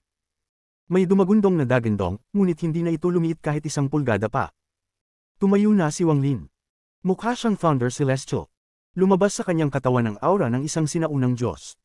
Kung ang isang sinaunang Diyos at kulog ay maaaring magsanib, kung gayon siya ay isang sinaunang Diyos ng kulog. Nagpadala si Wang Lin ng mensahe ng banal na kahulugan. Magbigay o masira. Alam niya na ang kidlat sa paligid niya ay hindi karaniwan. Ang kidlat na ito ay naglalaman ng sarili nitong kalooban. Kung may kalooban, ito ay isang espiritu. Ang liwanag na ito ay isang espiritu ng kulog na nabuo sa pamamagitan ng kalooban ng taong namatay. Umalingaw-ngaw ang mga dagandong. Ang bola ng kidlat sa paligid ni Wang Lin ay tila nanginginig sa ilalim ng lakas ng kulog na dumarating mula kay Wang Lin. Gayun din, sa ilalim ng epekto ng sinaunang Diyos na aura ni Wang Lin, nagbunga ito. Ang bola ng kidlat ay naging mga sinag ng kidlat at sisingilin patungo sa sinaunang kaluluwang pinanggalingan ng Thunder Dragon. Nagpakawala ito ng nanginginig na dagandong sa langit at biglang lumaki. Nanginginig ang rebeltong bato na parang babagsak. Si Wang Lin ay humakbang pasulong at humakbang sa kawalan. Lumingon siya at tinitigan ang marka ng kidlat sa pagitan ng mga kilay ng estatwa na hindi pa rin nawawala. Mula ngayon, hindi na ako makakalaban ng iyong angkan para sa karapatan sa kulog. Lumiwanag ang kanang mata ni Wang Lin at ang sinaunang Thunder Dragon na pinanggalingang kaluluwa ay umungal habang ito ay pumulupot sa kanya. Sumanib ito sa kulog mula sa kanyang mata at sumugod sa marka ng kidlat sa rebulto. Ang dragon sa marka ng kidlat sa pagitan ng mga kilay ng estatwa at ng estatwa ay lalong nanginig. Sa sandaling lumapag ang dragon, nagliwanag ang mga mata ng estatwa ng bato at nakita ni Wang Lin ang isang sistema ng bituin sa loob. May isang higanting pormasayon na napakalaki, nasakop nito ang maraming starfield.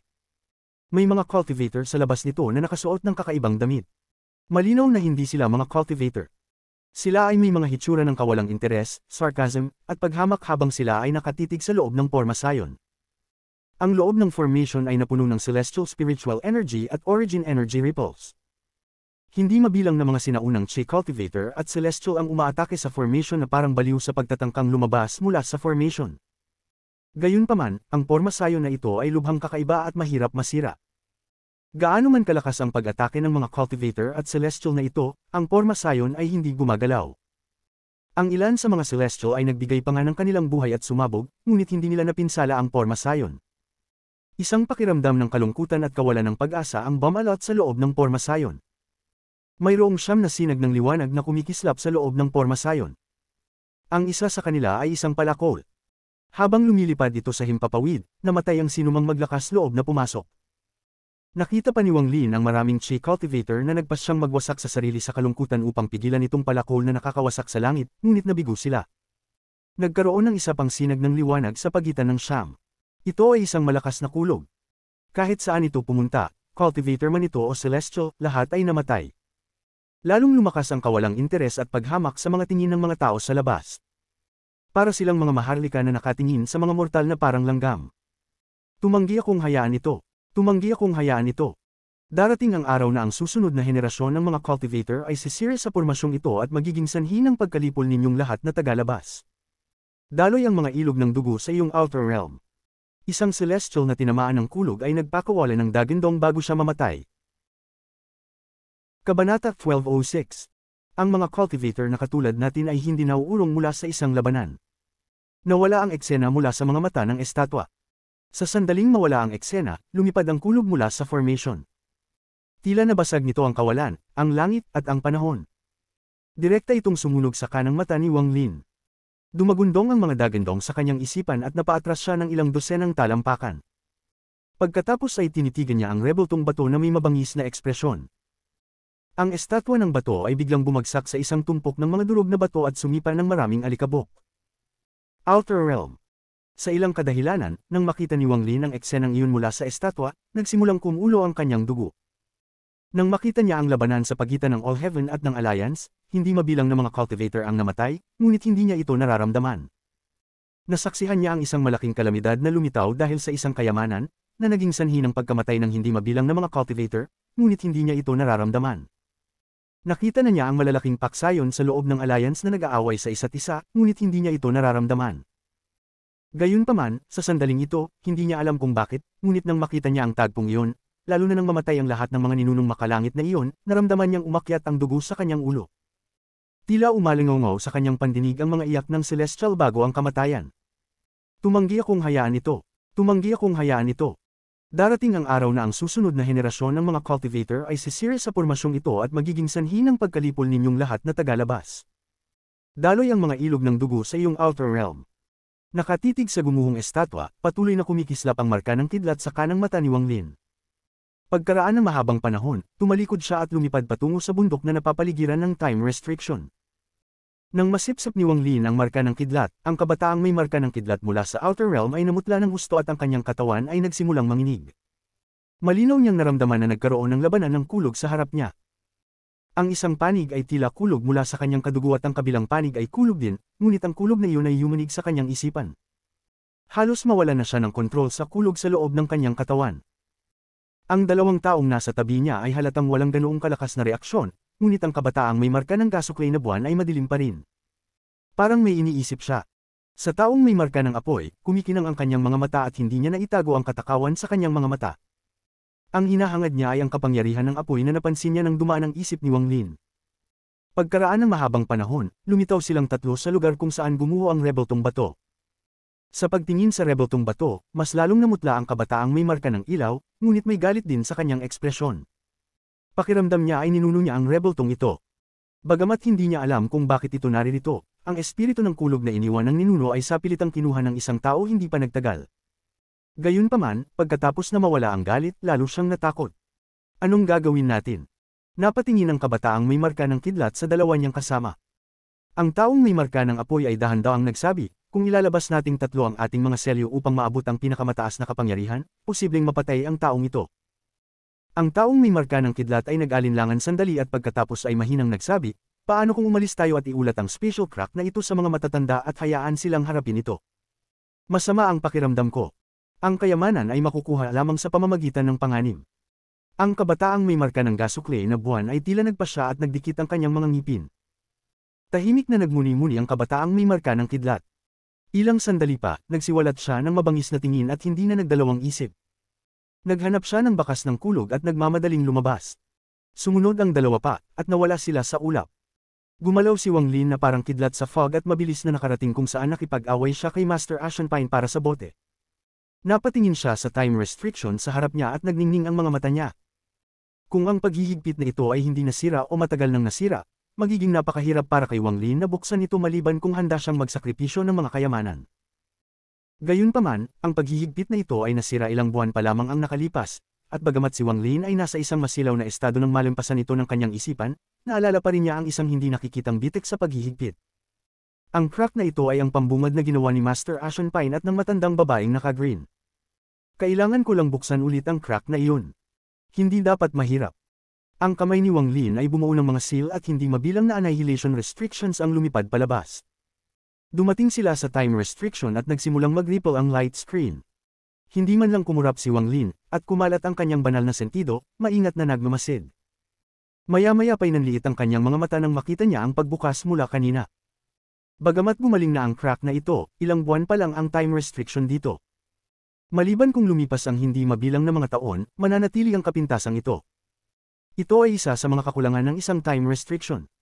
Matapos mahanap ang bitik, inabot ng kanang kamay ni Wang Lin at lumitaw ang kristal na espada. Sa sandaling lumitaw ang espada, lumitaw ang aura ng isang pseudo-nirvana void treasure. Nagkaroon ng kislap ng liwanag at ang espada ay pumutok sa lamat. Isang malakas na dagandong ang agad na umalingaw at marahas na lumitaw ang mga alon sa time restriction. Isang pinong bitik ang lumitaw habang papalapit ang espada. Sa sandaling ito, sumara ang kristal na espada, at sa ilalim ng kontrol ni Wang Lin, kumalat ang walang katapusang sword energy, na nagdulot ng mas malakas na dagandong. Sa sandaling ito, tumalon si Wang Lin at ang kanang kamay ay umabot sa ere. Biglang lumitaw ang trident na nagbigay ng walang katapusang, itim na glow. Bumagsak si Wang Lin sa siwang na parang bulalakaw. Siya ay napakabilis at agad na napapikit. Agad na tumusok ang trident sa siwang, at isang malakas na puwersa ang sumugod sa katawan ni Wang Lin.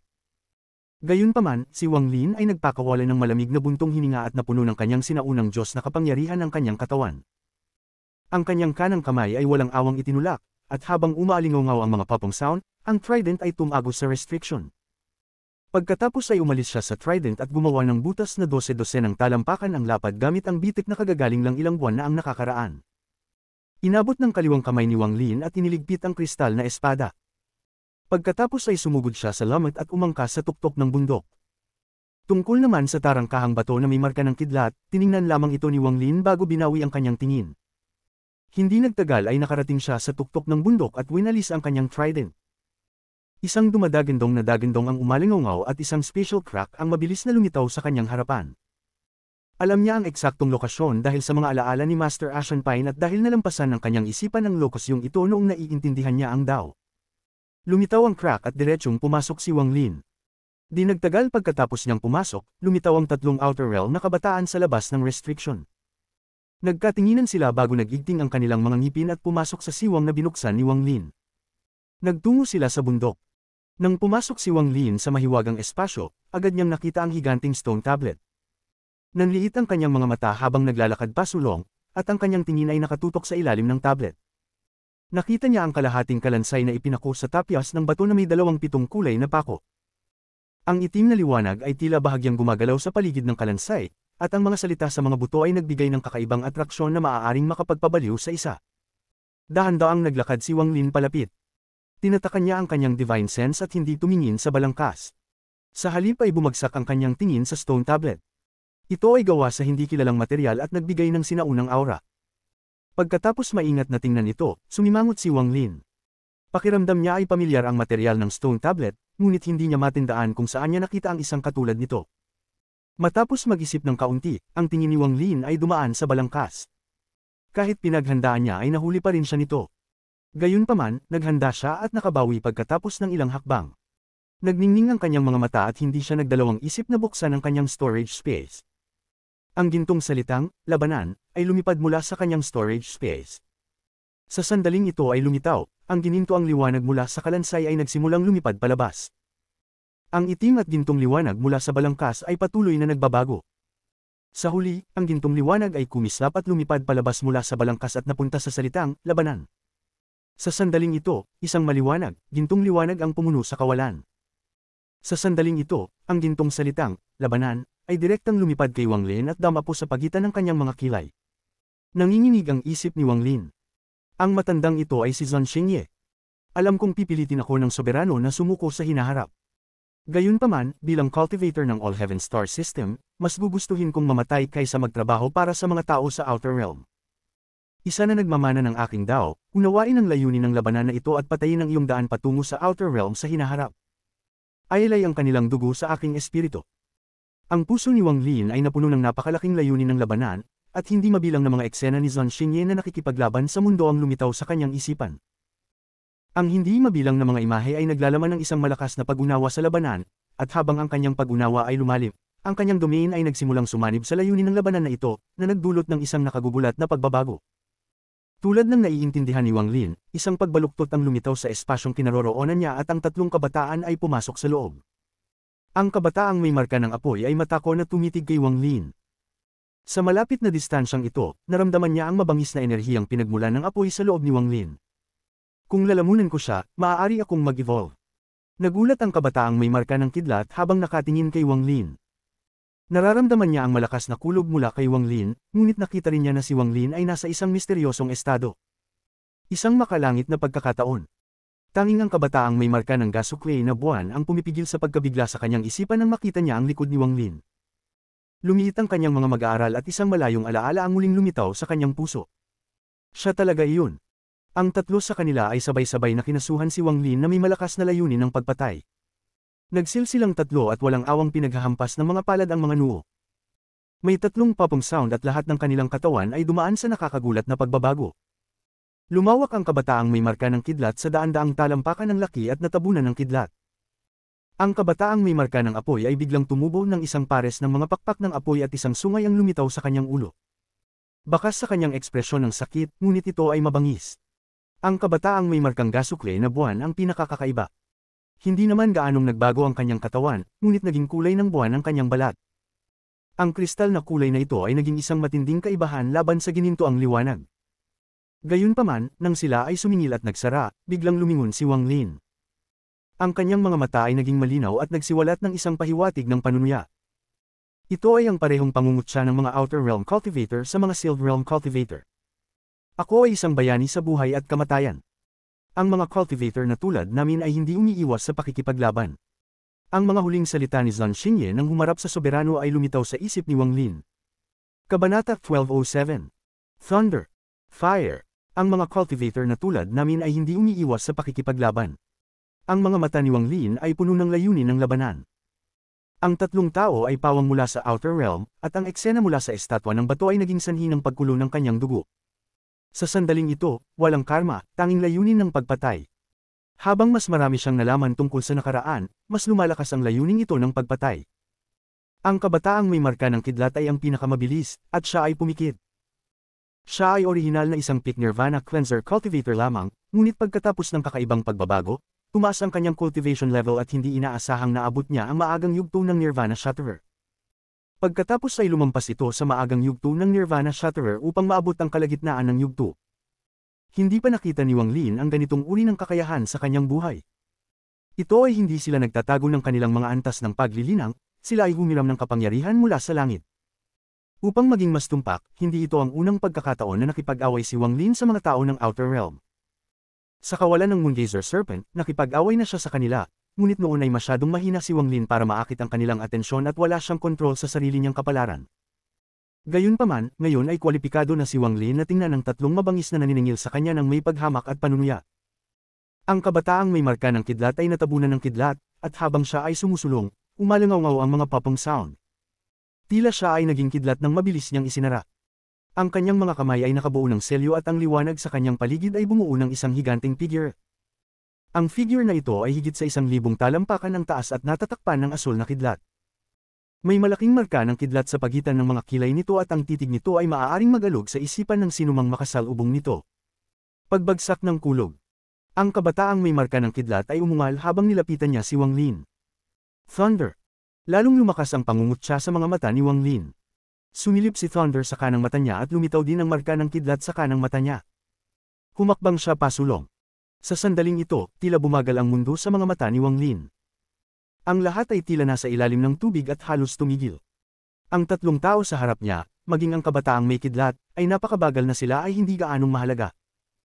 Sa isang hakbang, bago pa umalingaw-ngaw ang isang dumadagandong na dagandong habang binabasag niya ang sound barrier, nakarating na siya bago ang taong may marka ng kidlat. Itinaas niya ang kanyang kanang kamay at hinampis ito sa dibdib ng binata. Isang strike, dalawang strike, tatlong strike, apat na strike. Sa isang maikling sandali, ang dalawang daliri ni Wang Lin ay bumuo ng isang espada at hamampas ng 4 na beses. Rumble, rumble, rumble, rumble. Ang kabataang may marka ng kidlat ay namutla, pagkatapos ay napuno ng gulat ang kanyang mga mata at siya ay umubo ng dugo. Duguan ang dibdib niya at kumikidlat sa dibdib niya ang napakaraming kidlat. Mabilis na kumalat ang kidlat na parang lambat at pinalibutan ang kanyang katawan. Nangyari ito sa isang iglap. Ito ay napakabilis, walang sino man ang nagkaroon ng oras upang mag-react. Sa natitirang dalawang tao mula sa Outer Realm, si Wang Lin ay tumalikod na lamang at hindi gumagalaw ng may mapanuksong tingin sa kanyang mga mata. Gayunpaman, sa sandaling iyon, ang isa sa kanilang mga kasama ay umubo ng dugo at itinapon pabalik. Sa sandaling ito rin dumating ang dumadagandong na dagandong. Thunder Ancestor, bigyan mo ako ng kapangyarihan para lumunin itong Sealed Realm Cultivator. Ang mga popong sound ay nagmula sa kabataan na may marka ng kidlat at higit sa kalahati ng mga buto sa kanyang katawan ay nabali. Napabalikwas siya ng ilang daang talampakan at bumagsak ang kidlat sa paligid niya. May kidlat din sa paligid niya na tila tinatakpan siya. Nababalutan ng dugo, ang kanyang ulo ay nakaangat at nagpakawala siya ng isang nakakabasag na dagandong. Napuno ito ng kabaliwan. Gayunpaman, sa mga mata ni Wang Lin, ang kabaliwan na ito ay puno ng takot at kawalan ng pag-asa. Sa sandaling umungal ang taong may marka ng kidlat, ang ilusyon sa paligid niya ay nagsimulang maging corporeal. Ang walang katapusang kidlat ay lumitaw ng wala saan at nagtipon patungo sa ilusyon na iyon. Habang nagtitipon ng kidlat, ang ilusyonaryong figure, na may taas na 1,000 talampakan, ay naging katulad ng pagkakatawang tao ng makalangit na kulog. Nanatiling walang malasakit ang ekspresyon ni Wang Lin at humakbang pa siya pasulong. Sa hakbang na ito, kumalat ang kanyang totoo at huwad na dumin. Ang hakbang na ito ay tila damapo sa tibok ng puso ng kabataang may marka ng kidlat. Umalingaw-ngaw ang isang dumadagandong na dagandong at mas maraming dugo ang bumulwak mula sa kanyang dibdib. Nakahawak ang kanang kamay sa dibdib niya. Ang kanyang puso ay gumuho dahil sa dumi ni Wang Lin. Hindi man lang tiningnan ni Wang Lin ang taong ito. Sa isang hakbang, tila umakyat siya sa langit, at dumating siya sa tabi ng malaking figure at casual na hinampis ito ng kanyang kanang palad. Kasabay nito ang pagkislap ng kulog sa loob ng kanyang kanang mata. Ang marka ng kidlat ay lumipad mula sa kanyang mata at damapo sa pagitan ng mga kilay ng ilusyon. Mula ngayon, ang iyong angkan ay pinagkaitan ng karapatang makipaglaban sa akin sa kontrol ng kulog. Malungkot ang kanyang boses ngunit puno rin ng pakiramdam ng kamahalan. Ito ay parang batas at puno ng determinasyon na magbuklod ng isang angkan. Para bang binabawi niya ang kontrol na ibinigay sa Scatter Thunder Clan. Ang ilusyonaryong figure ay nanginig at bumagsak sa walang katapusang kidlat. Ito ay hindi inaasahang naging kidlat at bumaba sa kabataan. Umalingaw-ngaw ang mga popong sound habang ang katawan ng binata ay agad na bumagsak at naging abo. Ang kanyang pinagmulang kaluluwa ay tinalian ng kidlat. Nang lumingon si Wang Lin, ang lahat ng liwanag at kulog ay hinigop niya. Ang pinagmulang kaluluwa ng kabataan ay hinayla din sa kanang mata ni Wang Lin. Ang marka ng kidlat sa kanang mata ni Wang Lin ay naging mas malinaw. Ang lahat ng ito ay nangyari sa isang iglap. Ang mga mag-aaral ng taong may marka ng apoy ay lumiit at ang kanyang mga mata ay napuno ng hindi maisip na takot. Hindi niya napigil ang huminto at atres na sana. Lumingon si Wang Lin at bumagsak ang kanyang tingin sa kabataang may marka ng apoy. Sunog. Lalong lumakas ang paghamak sa kanyang mga mata. Isang napakalaking apoy ang lumitaw sa kanyang kanang mata at isang dagat ng apoy na sumasaklaw sa libu-libong talampakan sa paligid niya ay lumitaw. Namutla ang kabataang may marka ng apoy. Gusto niyang umatras, ngunit napapaligiran siya ng dagat ng apoy. Nagpumiglas siya at nagpakawala ng dagandong. Kumaway ang mga pakpak na gawa sa apoy sa likod niya at lumitaw ang isang malaking apoy na bumubuo ng isang firestorm. Pagkatapos bumuo ng firestorm, sinisingil niya si Wang Lin. Sa kanyang pag-usad, ang kanyang mga kamay ay bumubuo ng isang selyo at kakaibang mga awit ang lumabas sa kanyang bibig. Mas maraming apoy ang lumabas mula sa kanyang katawan, na bumubuo ng isang pader ng apoy na dumurog kay Wang Lin. Ikinaway ni Wang Lin ang kanyang kamay at tila kumukulo ang dagat ng apoy. Ang buong dagat ng apoy ay sumara sa kabataan na may marka ng apoy. Ito ay isang tunggalian sa pagitan ng apoy at apoy. Ang dalawang apoy mula sa iisang pinanggalingan ngunit kontrolado ng dalawang magkaibang tao ay nagbanggaan sa isang kisap mata. Umalingaw-ngaw ang sunod-sunod na dagindong na nanginginig sa langit, at sa isang putok, ang kabataang may marka ng apoy ay umalingaw-ngaw. Ang mga pakpak ng apoy, na katulad ng mga pakpak ng isang vermilion bird, ay nagbuga ng isang lilang apoy habang sinasara niya si Wang Lin. Hindi tao o vermilion bird. Isang deformed na residente lang ng Outer Realm. Ang apoy mula sa kaliwang mata ni Wang Lin ay tumakip sa kanyang buong katawan at ang vermilion bird armor ay lumitaw sa paligid niya.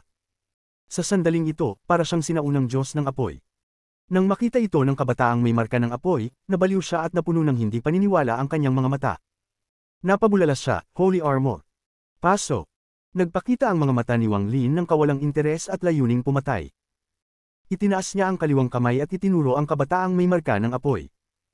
Dahil dito, ang katawan ng binata ay nanginginig ng husto, at ang takot sa kanyang mga mata ay hindi maipaliwanag. Isang malungkot na sigaw ang kanyang pinakawalan nang pumutok ang apoy mula sa loob ng kanyang katawan at sinunog niya ang kanyang sarili. Bilang miyembro ng Fire Sparrow Clan, buong buhay niya ay sinamahan siya ng apoy. Hindi niya akalain na isang araw ay ipagkanulo siya ng apoy na ito. Ang apoy na palagi niyang malayang kontrolado ay lubos na nagtaksil sa kanya na parabang nakilala nito ang tunay na amo nito. Umalingaw-ngaw ang kanyang kahabag-habag na sigaw nang masunog ang kanyang katawan hanggang sa maging abo. Gayunpaman, matapos ang kanyang katawan ay naging abo at ang kanyang pinagmulang kaluluwa ay nasusunog, siya ay nagpakawala ng isang awit. Tinatawag ko ang Ancestral Spirit bilang miyembro ng Fire Sparrow Clan. Sa sandaling umalingaw-ngaw ang kanyang boses, gumuho ang kanyang pinagmulang kaluluwa. Ang mga bitik ng liwanag ay naging apoy at naging isang ilusyonaryong vermilion bird. Ang vermilion bird na ito ay itim at natatakpan ng aura ng puot. Hindi man lang ito mukhang vermilion bird. Ito ay mas katulad ng isang ibong apoy na pinalaki ng ilang beses. Napuno ito ng puot habang umuungal ito at sinugod si Wang Lin. Nagpakawala ng malamig na short si Wang Lin at nagningning ang kanyang kaliwang mata. Umalingaw mula sa loob ng kanyang katawan ang sigaw ng isang tunay na vermilion bird. Kasabay nito, isang puting vermilion bird ang lumitaw sa paligid niya. Ito ang totoong vermilion bird. Sa sandaling ito ay lumitaw, tinitigan nito ang higanti, itim na ibong apoy at nagsiwalat ng itsura ng paghamak. Nang hindi kailangan ng utos ni Wang Lin, sumigaw ito ng may kasamang sigaw. Sa sandaling ito, kalahati ng mundo ay natatakpan ng apoy, at sinubukan itong lamunin ang malaking ibong apoy. Ang higanti, itim na ibong apoy ay naging mas masungit, ngunit ito ay nagpakita ng halatang hangarin na umatras. Mula ngayon, ang iyong angkan ay pinagkaitan ng karapatang makipaglaban sa akin sa kontrol ng apoy. Habang umaalingaw ang mga salita ni Wang Lin, nagbanggaan ang vermilion bird at ang itim na firebird. Umalingaw ang isang dumadagindong na dagindong at ang itim na ibong apoy ay agad na bumagsak, hindi na makatiis. Para bang nakilala nito ang kanyang ninuno, o kapag ang peke ay nakilala ang tunay. Ang apoy na inilabas ng itim na ibong apoy matapos itong bumagsak ay agad na kinain ng Vermilion Bird, at maging ang diwa nito ay nilamon. Sa sandaling ito, ang lahat ng apoy sa mundong ito ay kay Wang Lin. Umiyak ang Vermilion Bird. Ito ay nasa mataas na espiritu. Ito ay hindi inaasahang nagpakita ng senyales ng ikatlong paggising. Ang apoy sa paligid ng katawan nito ay nag-alab ng mas mataas at mas malakas. Ang eksenang ito ay naging sanhi ng pagbabago ng ekspresyon ng kabataan na may marka ng gasuklay na buwan, at sa wakas ay namutla siya. Nababalot siya ng malamig na pawis. Hindi man lang niya matingnan ng malinaw ang figure ni Wang Lin bago natapos ang lahat sa isang iglap. Naisip niya kung paano sinaktan ng taong ito ang kanyang guro sa kawalan kahit na sinabi ng kanyang guro sa kalaunan na ang taong ito ay hindi sapat na malakas upang makayanin ang isang suntok. Walang pag-aalinlangan, ang kabataang may marka ng gasuklay na buwan ay agad na umatras na parang baliw upang makatakas mula sa nakakatakot na pag-iral na ito.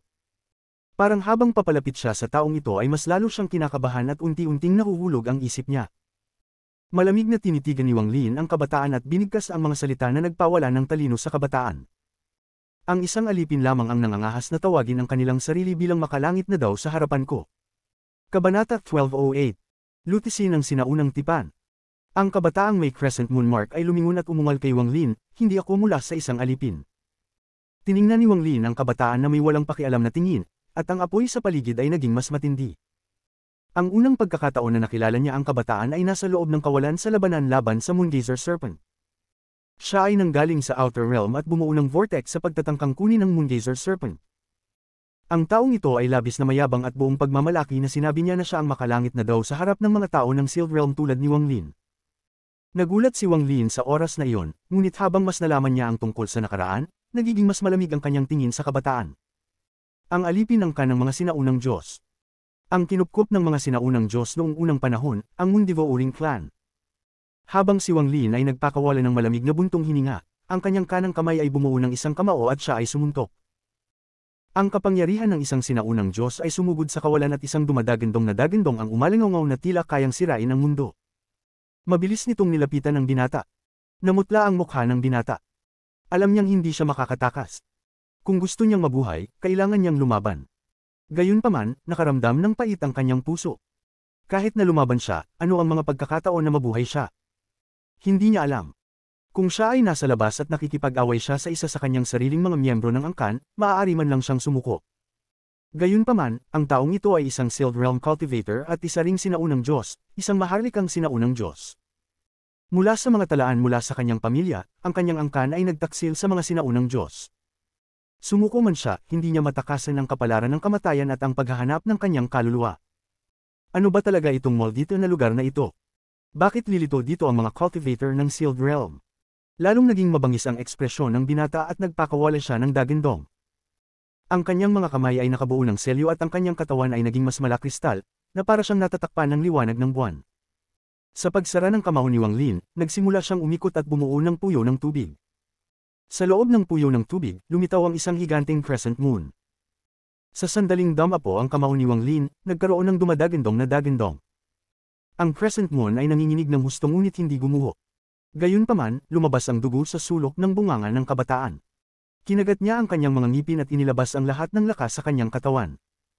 Pagkatapos ay sumulong siya at sumigaw, Rebound Moon Force. Sa isang iglap, ang liwanag mula sa crescent moon ay naging blinding at ang imahe ng isang sinaunang Diyos na suntok ay bumaril kay Wang Lin. Hindi nagbago ang ekspresyon ni Wang Lin habang inisya niya at itinaas ang kanang kamay para sa isa pang suntok. Kasabay nito, humakbang siya at napapikit sa hindi maisip na bilis. Dama po ang suntok sa suntok na nabuo ng crescent moon at umalingaw ang dagandong. Paano lalaban ang spell ng isang slave clan laban sa isang sinaunang Diyos? Sumugod si Wang Lin at ang kanyang kanang kamao ay patuloy na naghagis ng mga suntok sa vortex. Nagpatuloy ang dagandong at ang mga kabataan sa loob ng puyo ng tubig ay patuloy na umatras. Bawat hakbang niya pabalik ay nagiging sanhi ng matinding panginginig ng kanyang katawan. Sa sandaling ito, si Wang Lin ay parang isang labanang celestial. Siya ay napuno ng walang katapusang hangarin sa labanan habang siya ay nagsara ng sunod-sunod. Ang isa sa kanila ay tumulak pasulong at ang isa ay umatras, at bawat suntok ay lumikha ng isang rebound moon force. Sa sandaling ito, lahat ng tunog ay pinigilan ng mga dagandong na ito. Break ka para sa akin. Kalmado ang boses ni Wang Lin, ngunit naglalaman ito ng hindi nakikitang presyon. Sa sandaling ito, umikot ang kanyang katawan at sinipa ng kanyang kanang paa ang puyo ng tubig. Habang umaalingaw ang mga popong sound, bumagsak ang puyo ng tubig. Ang crescent moon sa loob ay nagkapira-piraso at sumabog. Isang madugong anino ang itinulak palabas.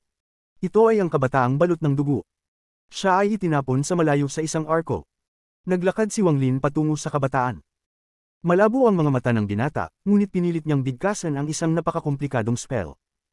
Sabay seal ng mga kamay niya at tinuro niya ang pagitan ng mga kilay niya. Forbidden Moon Spell, God's Wrath. Alam ng kabataang ito na ang kanyang Mundivo Uling Clan ay may sinaunang ipinagbabawal na spell. Hindi niya dapat gamitin ang spell na ito hanggang sa ito ang huling paraan, dahil nakakahiya para sa kanyang Mundivo Uling Clan na gamitin ito. Habang umuungol, lumuhad siya sa lupa. Pumikit si Wang Lin. Ang kamay ng kabataan ay bumuo ng kakaibang selyo at nagsimula siyang sumamba. Ipahiram ang kapangyarihan ng mga kaluluwa ng mga Diyos sa mga miyembro ng aking Mundivo Uling Clan.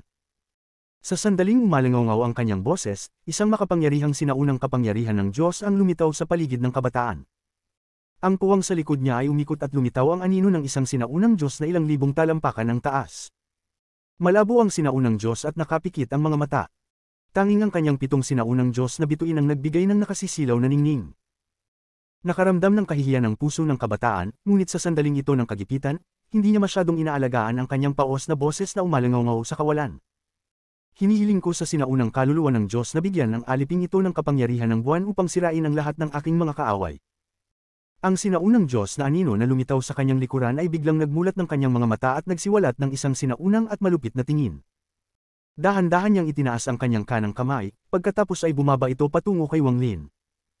Ang mga mata ng binata ay may bisyo habang iniisip niya sa kanyang puso, dahil pareho kayong mga sinaunang Diyos, hahayaan ko kayong mga sinaunang Diyos na magpatayan.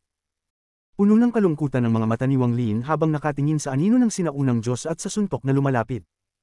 Bamantong hininga siya at lumitaw ang mga bituin ng sinaunang Diyos sa pagitan ng kanyang mga kilay. Nagsimula silang umikot at napuno ng aura ng sinaunang Diyos ang kanyang katawan. Ang sinaunang wika ng Diyos ay nagmula sa bibig ni Wang Lin at kumalat na parang mga ripo. Ang angka na pinuprotektahan mo ay nagtaksil sa aking sinaunang angka ng Diyos. Bilang isang maharlikang sinaunang Diyos, inuutusan ko kayong lahat na magkalat. Huminto ang anino ng sinaunang Diyos. Ang kanyang mga mata ay napuno ng pagkalito at pagkatapos ay ang pagpapalaya habang siya ay unti-unting naglaho. Matagal ng panahon na ang isang maharlikang sinaunang Diyos ay lumitaw sa mga sinaunang Diyos. Ang sinaunang Diyos na kaluluwa na nagpoprotekta sa Mundivo Uling Clan ay isang piraso lamang ng kalooban. Noon, ito ay isang maharlikang sinaunang Diyos na nagpasyang protektahan ang alipin ng Mundivo Uling Clan, at ang buong sinaunang angka ng Diyos ay isinagawa ito ng walang pag-aalinlangan sa mahabang panahon. Lumipas man ang panahon at sila ay namatay, ang kaloobang umiral sa mundo ay patuloy na kumupkop sa kanila. Ito ay magpapatuloy hanggang sa lumitaw ang isa pang maharlikang sinaunang Diyos upang magbigay ng utos na huminto. Iyon ang tanging paraan para malutas ang sinaunang tipan na ito. Ngayon, sa sandaling ito, ang mga salita ni Wang Lin ay ang kalooban ng mga sinaunang Diyos ng hari. Laking gulat ng kabataan. Sa kanyang karanasan, paano niya malalaman ang malaking sikretong ito? Hindi niya alam at iyon ang dahilan kung bakit siya ay hanggal na humiram ng kapangyarihan ng mga sinaunang Diyos sa harap ng isang maharlikang sinaunang Diyos tulad ni Wang Lin.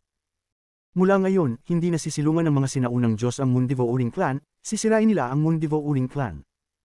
Ito ang mga huling salitang narinig ng kabataan. Lumakad pa sulong si Wang Lin at isang sipa ang umaban.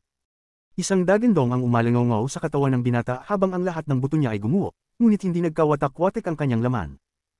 Sa halip, siya ay natangay patungo sa balangkas sa ilalim ng stone tablet sa pamamagitan ng sipa ni Wang Lin.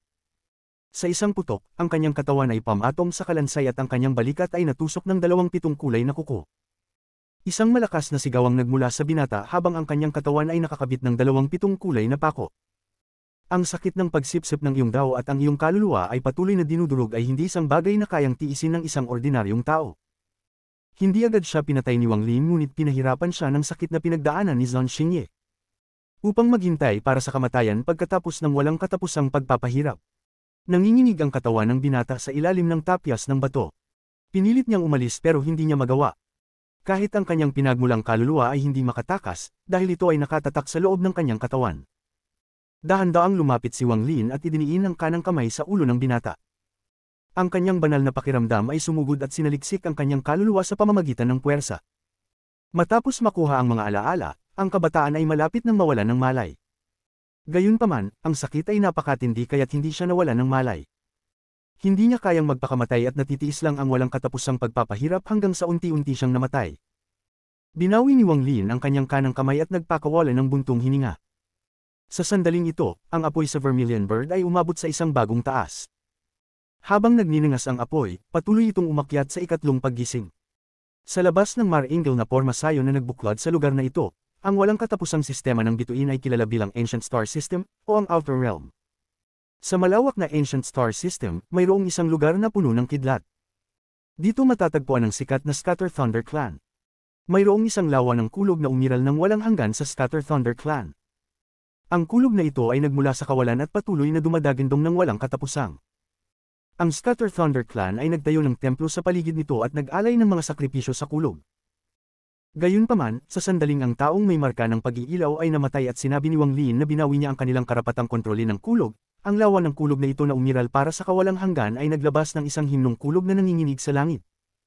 Nagulat ito sa buong Scatter Thunder Clan at naging sanhi ng pagtibok ng lahat ng kanilang puso. Nagbago ang ekspresyon ng lahat at nagmadali silang lumapit.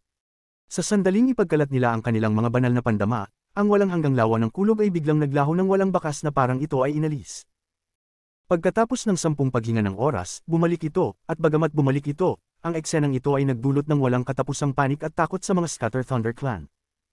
Sa Ancient Star System, mayroong isang lugar kung saan matatagpuan ang Fire Sparrow Clan. Ang lugar na ito ay halos kapareho sa Vermilion Bird Divine Sect, kung saan ang buong rehiyon ay nasusunog. Katulad nito, mayroong hindi mabilang na mga estatwa ng Vermilion Bird na itinayo sa mga templo. Gayunpaman, ang mga Vermilion Bird na ito ay itim, na parang mga firebird sa halip. Gayunpaman, sa sandaling namatay ang miyembro ng Fire Sparrow Clan at sinabi ni Wang Lin na binabawi na niya ang kontrol sa apoy, ang lahat ng mga estatwa ng Firebird ay nanginig at napuno ng sigaw ng puot ang mga bituin. Dumagundong ang mga kalusko sa mga bituin at humigit kumulang 30% ng mga estatwa ng Firebird ang bumuo. Nagulat ang buong Fire Sparrow Clan. Sa sandaling bumagsak ang mga estatwa ng ibong apoy, isang matandang lalaki ang tumangala sa langit at bamulong sa sarili, sinabi ng sinaunang alamat na kapag bumalik sila, ang lahat ng pseudo-Vermilion Birds ay babagsak. Kasabay nito, sa 7 makapangyarihang angkan, isang nakakagulat na bagay ang naganap sa Mundivo Uring Clan. Ito ay isang pagbabago na nagpasindik sa lahat ng miyembro ng Mundivo Uring Clan. Kabanata 1209. Gusto mo? Bilang isa sa 7 dakilang angkan ng Ancient Star System, kinokontrol ng Mundivo Uring Clan ang isang malawak na starfield. Ang kanilang ninuno ay minsang nakakuha ng magagandang merito, kaya ang katayuan ng Mundivo Uring Clan ay napakataas. Mayroon ding 3 sa kanila na naging mga elder ng Sovereign Union, na nagpapahintulot sa kanila na magkaroon ng hindi mabilang na mga taon ng kaluwalhatian. Sa katimugang bahagi ng Mundivo Uring Clan, mayroong isang ipinagbabawal na lupain na walang sinumang pinapayagang pumasok. Mayroon ding mabigat na proteksyon sa paligid ng lugar na ito, at ilang mga tao lamang sa angkan ang maaaring pumasok sa lugar na ito upang magtanim. Mayroong 9 na higanting estatwa sa ipinagbabawal na lokasyong ito. Ito ay mga estatwa ng 9 na sinaunang Diyos. Ang bawat estatwa ay may isang matandang lalaki na nakaupo sa itaas. May hawak silang kakaibang mga selyo at tila pilit na hinihigop ang kapangyarihan ng mga sinaunang Diyos mula sa mga estatwa. Mula noong sinaunang panahon, pagkatapos nilang ipagkanulo ang mga sinaunang Diyos, palaging sinubukan ng Moon God na humanap ng paraan upang kunin ang kapangyarihan ng mga sinaunang Diyos. Umaasa silang balang araw ay maalis ang kahihiyan ng nakaraan at gawing alipin ng mga sinaunang Diyos ng Mundivo Uring Clan. Upang makamit ito, ginugol ng buong Mundivo Uring Clan ang lahat ng kanilang pagsisikap at nagsaliksik sa hindi mabilang na taon bago sila sa wakas ay nakahanap ng paraan upang lumunin ang mga sinaunang Diyos. Gayunpaman, ang pamamaraang ito ay naglalaman ng malalaking bahid at panganib. Kahit hanggang ngayon, walang nagtagumpay. Ang 9 na matatanda sa 9 na sinaunang estatwa ng Diyos ay ang lahat ng mga pinakamahuhusay na miyembro ng Mundivo Uring Clan, at mayroon silang nakakagulat na kapangyarihan.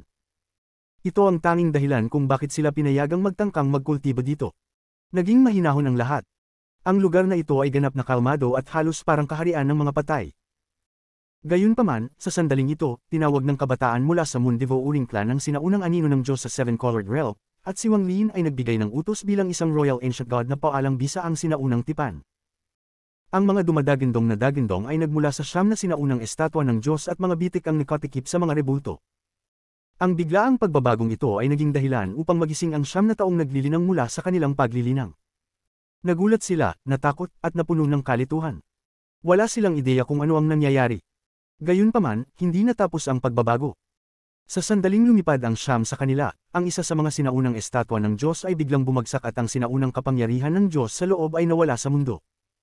Kasabay nito, ang pangalawang rebulto ng sinaunang Diyos ay nanginig at mas maraming mga bitik ang lumitaw dito.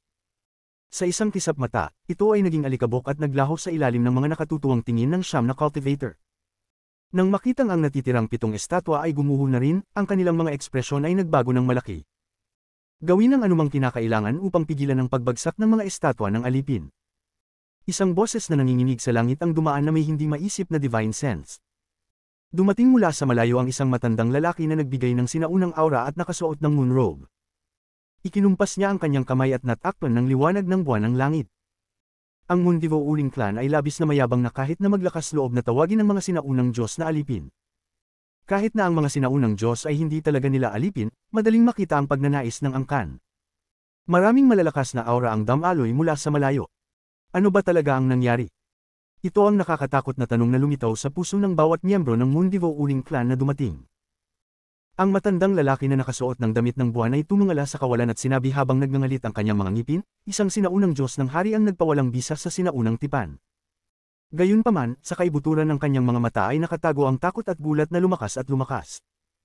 Hindi alam ni Wang Lin kung ano ang nangyari sa Ancient Star System sa labas ng Sealed Realm. Unti-unting hamina ang panaghoy hanggang sa tuluyang nawala. Ang katawan ng kabataan ng Mundivo Uling Clan ay naging dugo na tumulo pababa sa lupa mula sa balangkas ni Zhang Xinyi. Ang mga buto ng kabataang ito ay ganap na nabasag at nagkalat kung saan-saan. 2 piraso na lamang ng buto ang natitira. Naipit sila ng 7 kulay na pako. Hindi ito pinansin ni Wang Lin. Bumaba ang kanyang tingin sa Vermilion Bird, at naramdaman niyang mas lalong tumitindi ang apoy. Sa huli, ang Vermilion Bird ay nagpakawala ng isang nakakapanghinang sigaw bago ito tumakbo pababa at pumasok sa kaliwang mata ni Wang Lin. Sa sandaling ito, lumitaw ang dagat ng apoy sa paligid ni Wang Lin at napuno ang buong espasyong ito. Agad siyang kumilos at umalis sa lugar na ito. Matapos umalis sa spatial crack, nakarating siya sa tuktok ng bundok sa ilalim ng time restriction at agad na umupo. Ang 7 kulay na liwanag ay nahulog mula sa langit, ngunit agad itong nagsimulang pumikit na parang nagniningas. Ito ay hindi inaasahang napaatras ng temperatura ng apoy sa loob ng katawan ni Wang Lin. Ang kaliwang mata ni Wang Lin ay nagbigay ng nakakagulat na apoy. Ang apoy na ito ay pula noong una, ngunit ito ay naging puti. Nagdulot ito ng halos pumuti na kaliwang mata ni Wang Lin. Ang Vermilion Bird ay malapit nang magising sa 3 pagkakataon. Matapos masipsip ang balahibo sa panglay at lamunin ang espiritu ng ninuno ng ibong apoy na ipinatawag ng miyembro ng Fire Sparrow Clan, dumating na ang 3 Vermilion Bird Awakening. Sa sandaling ito, ang 7 kulay na liwanag ay patuloy na itinulak pabalik at isang heatwave ang kumalat kung saan si Wang Lin ang sentro. Ang time restriction ay nakabawi na, ngunit dahil sa selyo, ginawa nitong mas mataas ang temperatura dito. Ang pulang-pulang baluti sa paligid ni Wang Lin ay sumisipsip ng init na nagmumula sa kanyang katawan. Napuno ng napakalaking apoy ang paligid. Ang nagniningas na apoy na ito ay tila nakikipagkumpetensya sa mga langit. Ang Vermilion Bird ay ang nilalang na kumokontrol sa lahat ng apoy sa mundo. Walang nakakaalam kung saan ito nanggaling, ngunit ayon sa alamat, noong isinilang ang mundo, naglalaman ito ng 5 elemento. Ang Vermilion Bird ay ipinanganak mula sa elemento ng apoy. Ngayon, kung ang alamat ay totoo o hindi ay hindi na mahalaga. Ang mahalaga ay umiral na ang Vermilion Bird Clan mula pa noong sinaunang panahon. Sila ay ipinanganak mula sa apoy at hindi kailanman napatay.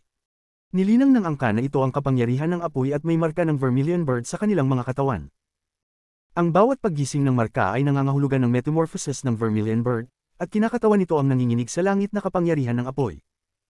Noong sinaunang panahon, ang unang paggising ng Vermilion Bird ay hindi bihira, ngunit sa paglipas ng panahon, dahil sa diluting bloodline, paunti-unting nagising ang mga tao. Hindi na kailangang pag-usapan ng tungkol sa mga taong nagising sa pangalawang pagkakataon. Ito ay bihira kahit noong unang panahon, at ngayon ay higit pa. Ang sinumang nagising ng 2 beses ay mabigla ang sinumang miyembro ng Vermilion Bird Clan. Gayunpaman, kumpara sa 3 paggising, ito ay tulad ng paghahambing ng alitaptap sa buwan. Ang 3 paggising ay tila nawala. Sa sinaunang-unang panahon lamang tila may iilan na may nakakagulat na talento na nakarating sa kaharian na ito. Gayunpaman, walang nakakaalam kung ito ay totoo o hindi. Ang mga nagising ng 3 beses ay parang mga espiritu ng apoy ng mundo, at kinokontrol nila ang lahat ng apoy. Sa sandaling ito, dumaraan si Wang Lin sa kanyang 3 paggising. Ang temperatura ng apoy sa loob ng paghihigpit ay naging mas mataas at mas mataas. Nagsimulang magkapira-piraso ang espasyo sa loob, na parabang hindi ito makatiis sa apoy. Ang Vermilion Bird Armor ay tila natunaw. Parang hindi nakayanin ng baluti na ito ang init na nagmumula sa katawan ni Wang Lin. Ang baluti ay natunaw sa likido, ngunit hindi ito nahulog. Sa halip, ito ay hinigop ng katawan ni Wang Lin. Ang dagat ng apoy na lumabas mula sa katawan ni Wang Lin ay tumaas hanggang sa mapuno nito ang buong lugar sa loob ng restriction. Sa una ang apoy ay pula, ngunit habang ito ay nasusunog, ang lahat ng apoy sa loob ng paghihigpit ay naging puti. Ang puting apoy na ito ay naglalaman ng kapangyarihang sirain ang mundo. Sa sandaling ito ay lumitaw, ito ay naging sanhi ng malaking halaga ng itim na gas na lumitaw mula sa bundok sa ilalim niya na tila ito ay dinadalisay. Bago kumalat ang itim na gas ay naglaho na ito dahil sa epekto ng apoy. Maaari lamang makita ng isa ang pag-urong ng bundok at nagsimulang gumuho. Lumitaw pa ang mga bitik sa tarangkahang bato sa bundok. Nanginginig at naging gas ang dalagang naka-green. Nawala siya ng walang bakas. Ang mas nakakagulat ay ang nangyari sa kaluluwa ng hayop na tinatakan ng pitong liwanag. Ang ilan sa liwanag ay gumuho at ang kaluluwa ng hayop sa loob ay nasunog hanggang sa mamatay. Gayunpaman, ang layunin ng daw ng hayop ay hindi nawala, at ito ay sumanib sa apoy. Bilang resulta, naging sanhi ito ng apoy na tila naglalaman ng kalooban. Ito ay hindi lamang isang kalooban, ngunit hindi mabilang na mga kalooban, ngunit sa huli lahat sila ay magiging isang bagay na nasa ilalim ng kontrol ni Wang Lin. Sa isang iglap lang, tuluyan ng gumuho ang bundok. Maging ang mga durog na bato ay nasunog sa wala. Tanging ang rank 12 at 13 Beast Souls lang ang maswerteng nakaligtas dahil sa 7 kulay na liwanag sa kanilang paligid. Sa sandaling gumuho ang bundok, ang temperatura ng apoy ay umabot sa isang bagong tuktok. Sa ilalim ng malakas na epekto ng apoy, ang pinakamahinang punto ng time restriction, na ang bitik, ay sa wakas ay hindi na nakayanin at napunit. Ang apoy ay tila nakahanap ng isang lugar upang palabasin, at agad itong sumugod mula sa bitik. Sa isang iglap, sinimulan nitong sunugin ang paghihigpit. Habang umaalingaw ang dumadagandong na dagandong, ang time restriction ay naging isang nagniningas na bola ng apoy at agad na bumagsak. Sa sandaling ito ay gumuho, ang mundo ay nagulat. Napakaraming apoy ang sumugod at kumalat sa Seven-Colored Realm. Sa bundok sa kailaliman ng kaharian, ang maputing buhok na matandang lalaki ay biglang nagmulat ng kanyang mga mata at napuno ng pagkabigla. Mabilis siyang bumangon at tumingin sa kinaroroonan ni Wang Lin. Sa Ancient Star System, sa palasyong lumulutang sa gitna ng walang hangganang mga bituin, hindi na ito maliwanag. Tanging ang mga lumulutang na jade lamang ang nagbigay ng banayad na liwanag na tila nagbibigay liwanag sa templo. Ang templo ay ganap na tahimik sa isang nakakatakot na antas. Gayunpaman, sa sandaling ito, ang isa sa mga kandelero ay biglang lumiwanag. Ang apoy ay kumikislap, na naging dahilan upang ang templo ay magsalit-salit sa pagitan ng maliwanag at madilim, na naging dahilan upang ang templo ay lalong malungkot. Kung mas maunlad ang apoy, mas magiging masarap ang kaluluwa. Isang umuungol na boses ang umalingaw nang lumitaw ang isang matandang daliring natuyo sa tabi ng apoy at itinuro ito. Dahil dito, lalo pang lumakas ang apoy. Gayunpaman, ang lokasyon ng may-ari ng daliri ay sa isang lugar na kahit na ang candlestick ay hindi masisindi. Hindi ka ba natatakot na ang maunlad na apoy na ito ay masunog ang iyong daliri? Isang pangalawang boses ang umalingaw sa templo. Napakalamig ng mga salitang ito. Would it? Ang daliri ay lumawak sa apoy, pinayagan ng kandila na masunog ito. Kasabay nito, sa loob ng Seven-Colored Realm, lumiit ang mga mag-aaral ng matanda. Tila siya ay binigyan ng utos, at siya ay sumugod patungo sa kinaroroonan ni Wang Lin. Kabanata 12:10. Blue Vermilion Bird. Ang bundok kung saan naroroon si Wang Lin ay nawala, at ilang orbs na lamang ng 7 kulay na liwanag na nakapalibot sa mga kaluluwa ng hayop ang naiwan. Walang tigil ang pag-alab ng apoy na naging dahilan ng pagkislap ng 7 kulay na ilaw. Para silang masisira anumang oras. Ang paghihigpit sa paligid ng lugar ay nabasag sa hindi mabilang na nasusunog na mga fragment at itinulak palabas. Maging ang walang katapusang hamog sa loob ng bulubundukin ay napunit ng apoy at tuluyang naglaho. Sa kauna-unahang pagkakataon sa hindi mabilang na taon, nawala ang hamog mula sa bulubunduking ito. Ang mga naliwanagan sa loob ng hamog ay lumutang sa hangin, lumalaban sa apoy. Ang mga lambak sa labas ng hanay ng bundok ay natatakpan ng apoy at naging isang maapoy na impyerno. Ang mga alon ng nasusunog at popping sound ay yumanig sa lupa. Ang mga bundok sa paligid ng mga lambak ay isa-isang gumuho sa nasusunog na graba. Sa sandaling ito, sa loob ng isang lambak, ang matandang babaeng nakaberde ay mapatla at takot na takot. Ang kanyang mga kamay ay patuloy na bumubuo ng mga selyo at naglalagay ng mga paghihigpit upang labanan ng apoy. Sa labas ng lambak ay ang panlabas na rehiyon ng Seven-Colored Realm kung saan naroon ang mabangis na mga hayop. Sa panahong ito, si Chen Tianjun ay naglalakbay sa iba't ibang halimaw na nakikipagsapalaran sa maingat na paghahanap para sa origin crystals. Bagamat taglay niya ang mga spell ng Battle Beast Sect, ang pagkuha ng pinagmulang kristal mula sa rank 12 beast na ito ay hindi naiiba sa pagkuha ng ngipin mula sa bibig ng tigre. Napakadelikado, at ilang beses na siyang halos mamatay. Kasalukuyan siyang lumilipad palayo sa isang fog beast. Bumilis ang tibok ng puso niya nang mabilis siyang lumipad sa malayo. Isang dagandong ang lumabas mula sa hamog na nasa likuran niya at isang bugzo ng hangin ang sumunod sa kanya. Sa sandaling ito, ang abot tanaw ay naging puti at ang 7 kulay na liwanag ay nawala. Pagkatapos ay isang hindi maisip na alon ng init ang nagmula sa abot tanaw. Sa di kalayuan, parang nakakalangit na eksena. Ang fog beast na humahabol kay Chen Tianjun ay nagulat saglit. Pagkatapos ay agad itong sumuko sa paghabol kay Chen Tianjun at bumalik sa hamog. Sa sandaling ito, ang puting dagat ng apoy ay nakapalibot sa lugar at ang buong panlabas na kaharian ay nilamon ng puting apoy. Iniwasan lamang ng dagat ng apoy si Chen Tianjun, at hindi siya naapektuhan ng heat wave. Nakatayo siya doon na tulala at basang-basa sa pawis. Nanginginig siya dahil kitang-kita niyang hindi na siya magtatagal sa ganitong init. Naramdaman din niya ang aura ni Wang Lin sa loob ng dagat ng apoy. Patuloy na kumakalat ang apoy hanggang sa tuluyang napalibutan ang panlabas na bahagi ng Seven-Colored Realm. Ang ilan sa mga hayop ay umalingaw at umungal. Mukhang hindi sila natakot sa apoy. May mga apoy na parang apoy na hayop na gumagalaw sa apoy nang walang anumang kakulangan sa ginhawa. Tila medyo hinamak pa nila ang apoy. Nang kumalat ang apoy sa buong Seven-Colored Realm, nagsimula ang ikatlong paggising ng Vermilion Bird. Habang nakaupo roon si Wang Lin, ang kanyang sinaunang Diyos na laman ay naging tuyo, na parang lahat ng tubig sa kanyang katawan ay sumanda. Ang tuyong balat ay parang tumatanda na. Nakakabigla ang eksenang iyon. Ang apoy sa paligid ng kanyang katawan ay ang pinakamalakas. Walang katapusang init ang lumabas sa kanyang katawan, na bumubuo ng puyaw ng tubig na dahan-daang umiikot sa ibabaw niya. Isang masakit na sigaw ang nagmula sa kanyang katawan. Ang puting Vermilion Bird ay nagpupumilit na lumipad pataas. Tila ang ikatlong paggising ay isang pagsubok at krisis para dito. Blanko ang isip ni Wang Lin. Para siyang naging Vermilion Bird. Ang buto ng apoy sa loob ng katawan nito ay patuloy na naglalabas ng walang katapusang init, ngunit habang mas inilabas nito, mas lumalakas ang init nito. Sa huli, parang masusunog ang sarili nito. Pakiramdam niya ay masusunog siya hanggang sa maging abo kung medyo mabagal lang siya sa pagpapakawala ng init. Ito ay isang walang katapusang cycle. Kung gaano kainit ang inilabas niya, mas lalong uminit. Nagpatuloy ang pag-ikot na ito, at ang Vermilion Bird ay nagpakawala ng isang makabagbag damdaming sigaw, tulad ng mabangis na dagandong bago mamatay. Hindi naranasan ni Wang Lin ang ganitong pakiramdam sa dalawang paggising mula noon. Ang pangatlong beses ay napakahirap. Pakiramdam niya ay sinusunog pa ng init mula sa kanyang katawan ang kanyang pinagmulang kaluluwa, na ikinagulat ni Wang Lin. Hindi niya akalain na magiging kakaiba ang ikatlong paggising ng Vermilion Bird. Lumakas ang init hanggang sa hindi na ito mailabas ng kanyang katawan ng mabilis. Lalong lumino ang nag-aapoy na pakiramdam, at lalong pumutok ang balat sa kanyang katawan. Nagkadugtong ang mga bitik, na tila babagsak ang kanyang balat.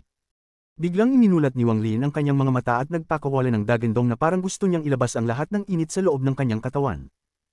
Isang malakas na alon ng init ang lumabas sa kanyang bibig sa kanyang masakit na dagandong.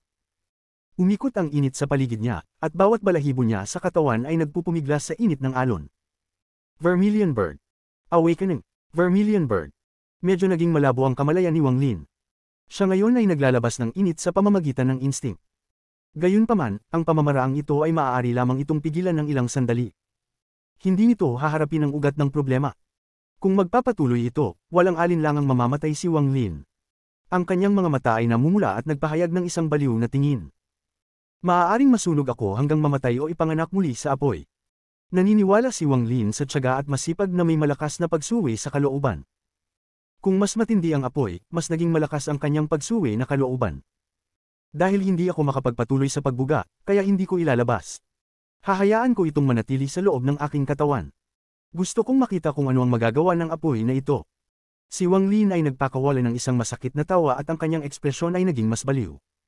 Nilock niya ang lahat ng pore sa kanyang katawan, isinara ito mula sa labas. Hinayaan niyang tumaas ang init sa loob ng katawan niya na parang baliw at hindi nilabas ang kahit isang sawa. Ang nakatutuwang tapang na ito ay tila simple, ngunit gaano karaming tao sa mundo ang talagang makakagawa nito. Nang aisil ni Wang Lin ang kanyang sarili, ang apoy sa loob ng kanyang katawan ay tumaas sa isang nakakatakot na antas. Napakataas ng temperatura matapos niyang silyuhan ang kanyang katawan na guguho na siya, ngunit tiniis niya ang lahat. Unti-unting lumipas ang oras. Lalong tumindi ang init sa loob ng kanyang katawan. Pula at puti ang buong katawan niya, dahilan para gumuho ang mundo sa paligid niya. Sa sandaling ito, ang apoy sa loob ng katawan ni Wang Lin ay umabot sa pinakamataas at biglang sumabog sa kanyang katawan. Isang hindi maipaliwanag na init ang sumugod na sinunog ang kanyang katawan. Nababalot siya ng apoy, kaya hindi niya makita ang kanyang katawan. Ang mga apoy na ito ay nagsimulang puti at unti-unting naging asul. Sa sandaling lumitaw ang asul na apoy, agad itong kumalat. Ang asul na apoy ay mas mainit kaysa sa puting apoy, at pinalitan nila ang lahat ng bagay sa mundo. Habang kumalat sila sa lahat ng direksyon, naging asul ang buong mundo. Ang asul na apoy ay tumama sa buong kaharian, at ang buong Seven-Colored Realm ay naging isang asul na apoy na impyerno sa isang iglap. Ang lugar na puno ng mabangis na mga hayop ay orihinal na napuno ng puting apoy, ngunit sa isang iglap, ang puting apoy ay nawala at napalitan ng isang demonyo, asul na liwanag. Lumiwanag ang asul na ilaw at naging bughaw ang lahat ng puting apoy. Ang mga mabangis na hayop na walang pakialam sa apoy at ang mga nagpakita ng kanilang kapangyarihan ay lahat ay natakot. Mabilis silang naging fog para labanan ito. Tila labis silang natakot sa asul na apoy na ito. Ang mga fire python na nagpahayag ng paghamak ay agad na nagsimulang umungol. Mabilis silang naging fog para lumaban. Medyo mabagal ang isa sa mga fire python at biglang napalibutan ng asul na liwanag. Ang sawa ay nagpakawala ng isang masakit na sigaw habang ito ay nasunog hanggang sa mamatay. Ang kaluluwa nito ay hinigop ng apoy at naging bahagi ng kalooban nito. Napakakaunting apoy na maaaring sumunog sa isang apoy na hayop na katumbas ng isang peak nirvana shatterer cultivator. Habang lumalaganap ang asul na apoy, gumuho ang mga kuweba sa mga lambak. Ang mga paghihigpit ay napakarupok bago ang apoy. Sa sandaling ito, ang buong Seven-Colored Realm ay nasusunog. Ang asul na apoy ay tila umuungal sa mundo. Sa kaibuturan ng Seven-Colored Realm, ang maputing buhok na matandang lalaki ay nagsimulang sumugod patungo kay Wang Lin. Siya ay mabilis, ngunit nang makalapit siya kay Wang Lin, ang kanyang ekspresyon ay lubos na nagbago. Nakita niya ang isang nanginginig na langit na asul na liwanag sa kanyang harapan habang ang asul na apoy ay sumugod sa kanya na parang galit na alon. Namutla ang ekspresyon ng matanda, pagkatapos ay mabilis na nakabuo ng selyo ang kanyang mga kamay at naglabas siya ng magic treasure. Salamat sa mga pagkilos na ito, siya ay sapat na maswerteng nakaligtas sa asul na apoy. Gayunpaman, natatakpan ng pawis ang kanyang noo at ang pagkabigla sa kanyang mga mata ay nagpapakita kung gaano siya takot. Ito, ano itong apoy? Marami na siyang nakita sa kanyang buhay bilang isang cultivator, ngunit hindi pa siya nakakita ng asul na apoy na tulad nito. Ang mga apoy na ito ay maaaring sirain ang katawan ng isang nirvana shatterer cultivator at masunog ang kanilang pinagmulang kaluluwa. Ang mga apoy na ito ay labis na ikinagulat ng maputing buhok. Sa pinagmumula ng asul na apoy, kung saan nakaupo si Wang Lin, ang asul na liwanag ay nanginginig sa langit, na ginagawang imposible para sa anumang iba pang kulay na lumitaw. Sa loob ng napakagandang asul na apoy na ito, umalangaw ang sigaw ng isang vermilion bird. Sa sandaling umalangaw ang sigaw ng vermilion bird, isang asul na vermilion bird ang lumitaw sa loob ng apoy ay kung ito ay muling ipinanganak. Sa sandaling ito ay lumitaw, ang lahat ng asul na apoy sa Seven-Colored Realm ay nabaliw na parang sila ay nagyaya. Sa ilalim ng blue vermilion bird, isang payat na figure ang lumabas ng paisa-isa. Ang ikatlong paggising ng vermilion bird ay parang muling isilang sa apoy. Sa sandaling ito, malayo sa Cloud Sea sa ipinagbabawal na lugar ng Alliance kung saan matatagpuan ang Four Divine Sect, naramdaman ng lahat ng miyembro ng Vermilion Bird Divine Sect ang apoy sa loob ng kanilang mga katawan na parang baliw. Sa unang pagkakataon, nawalan sila ng kontrol sa apoy, at nagmadali silang lumabas ng kanilang mga katawan at pinalibutan sila.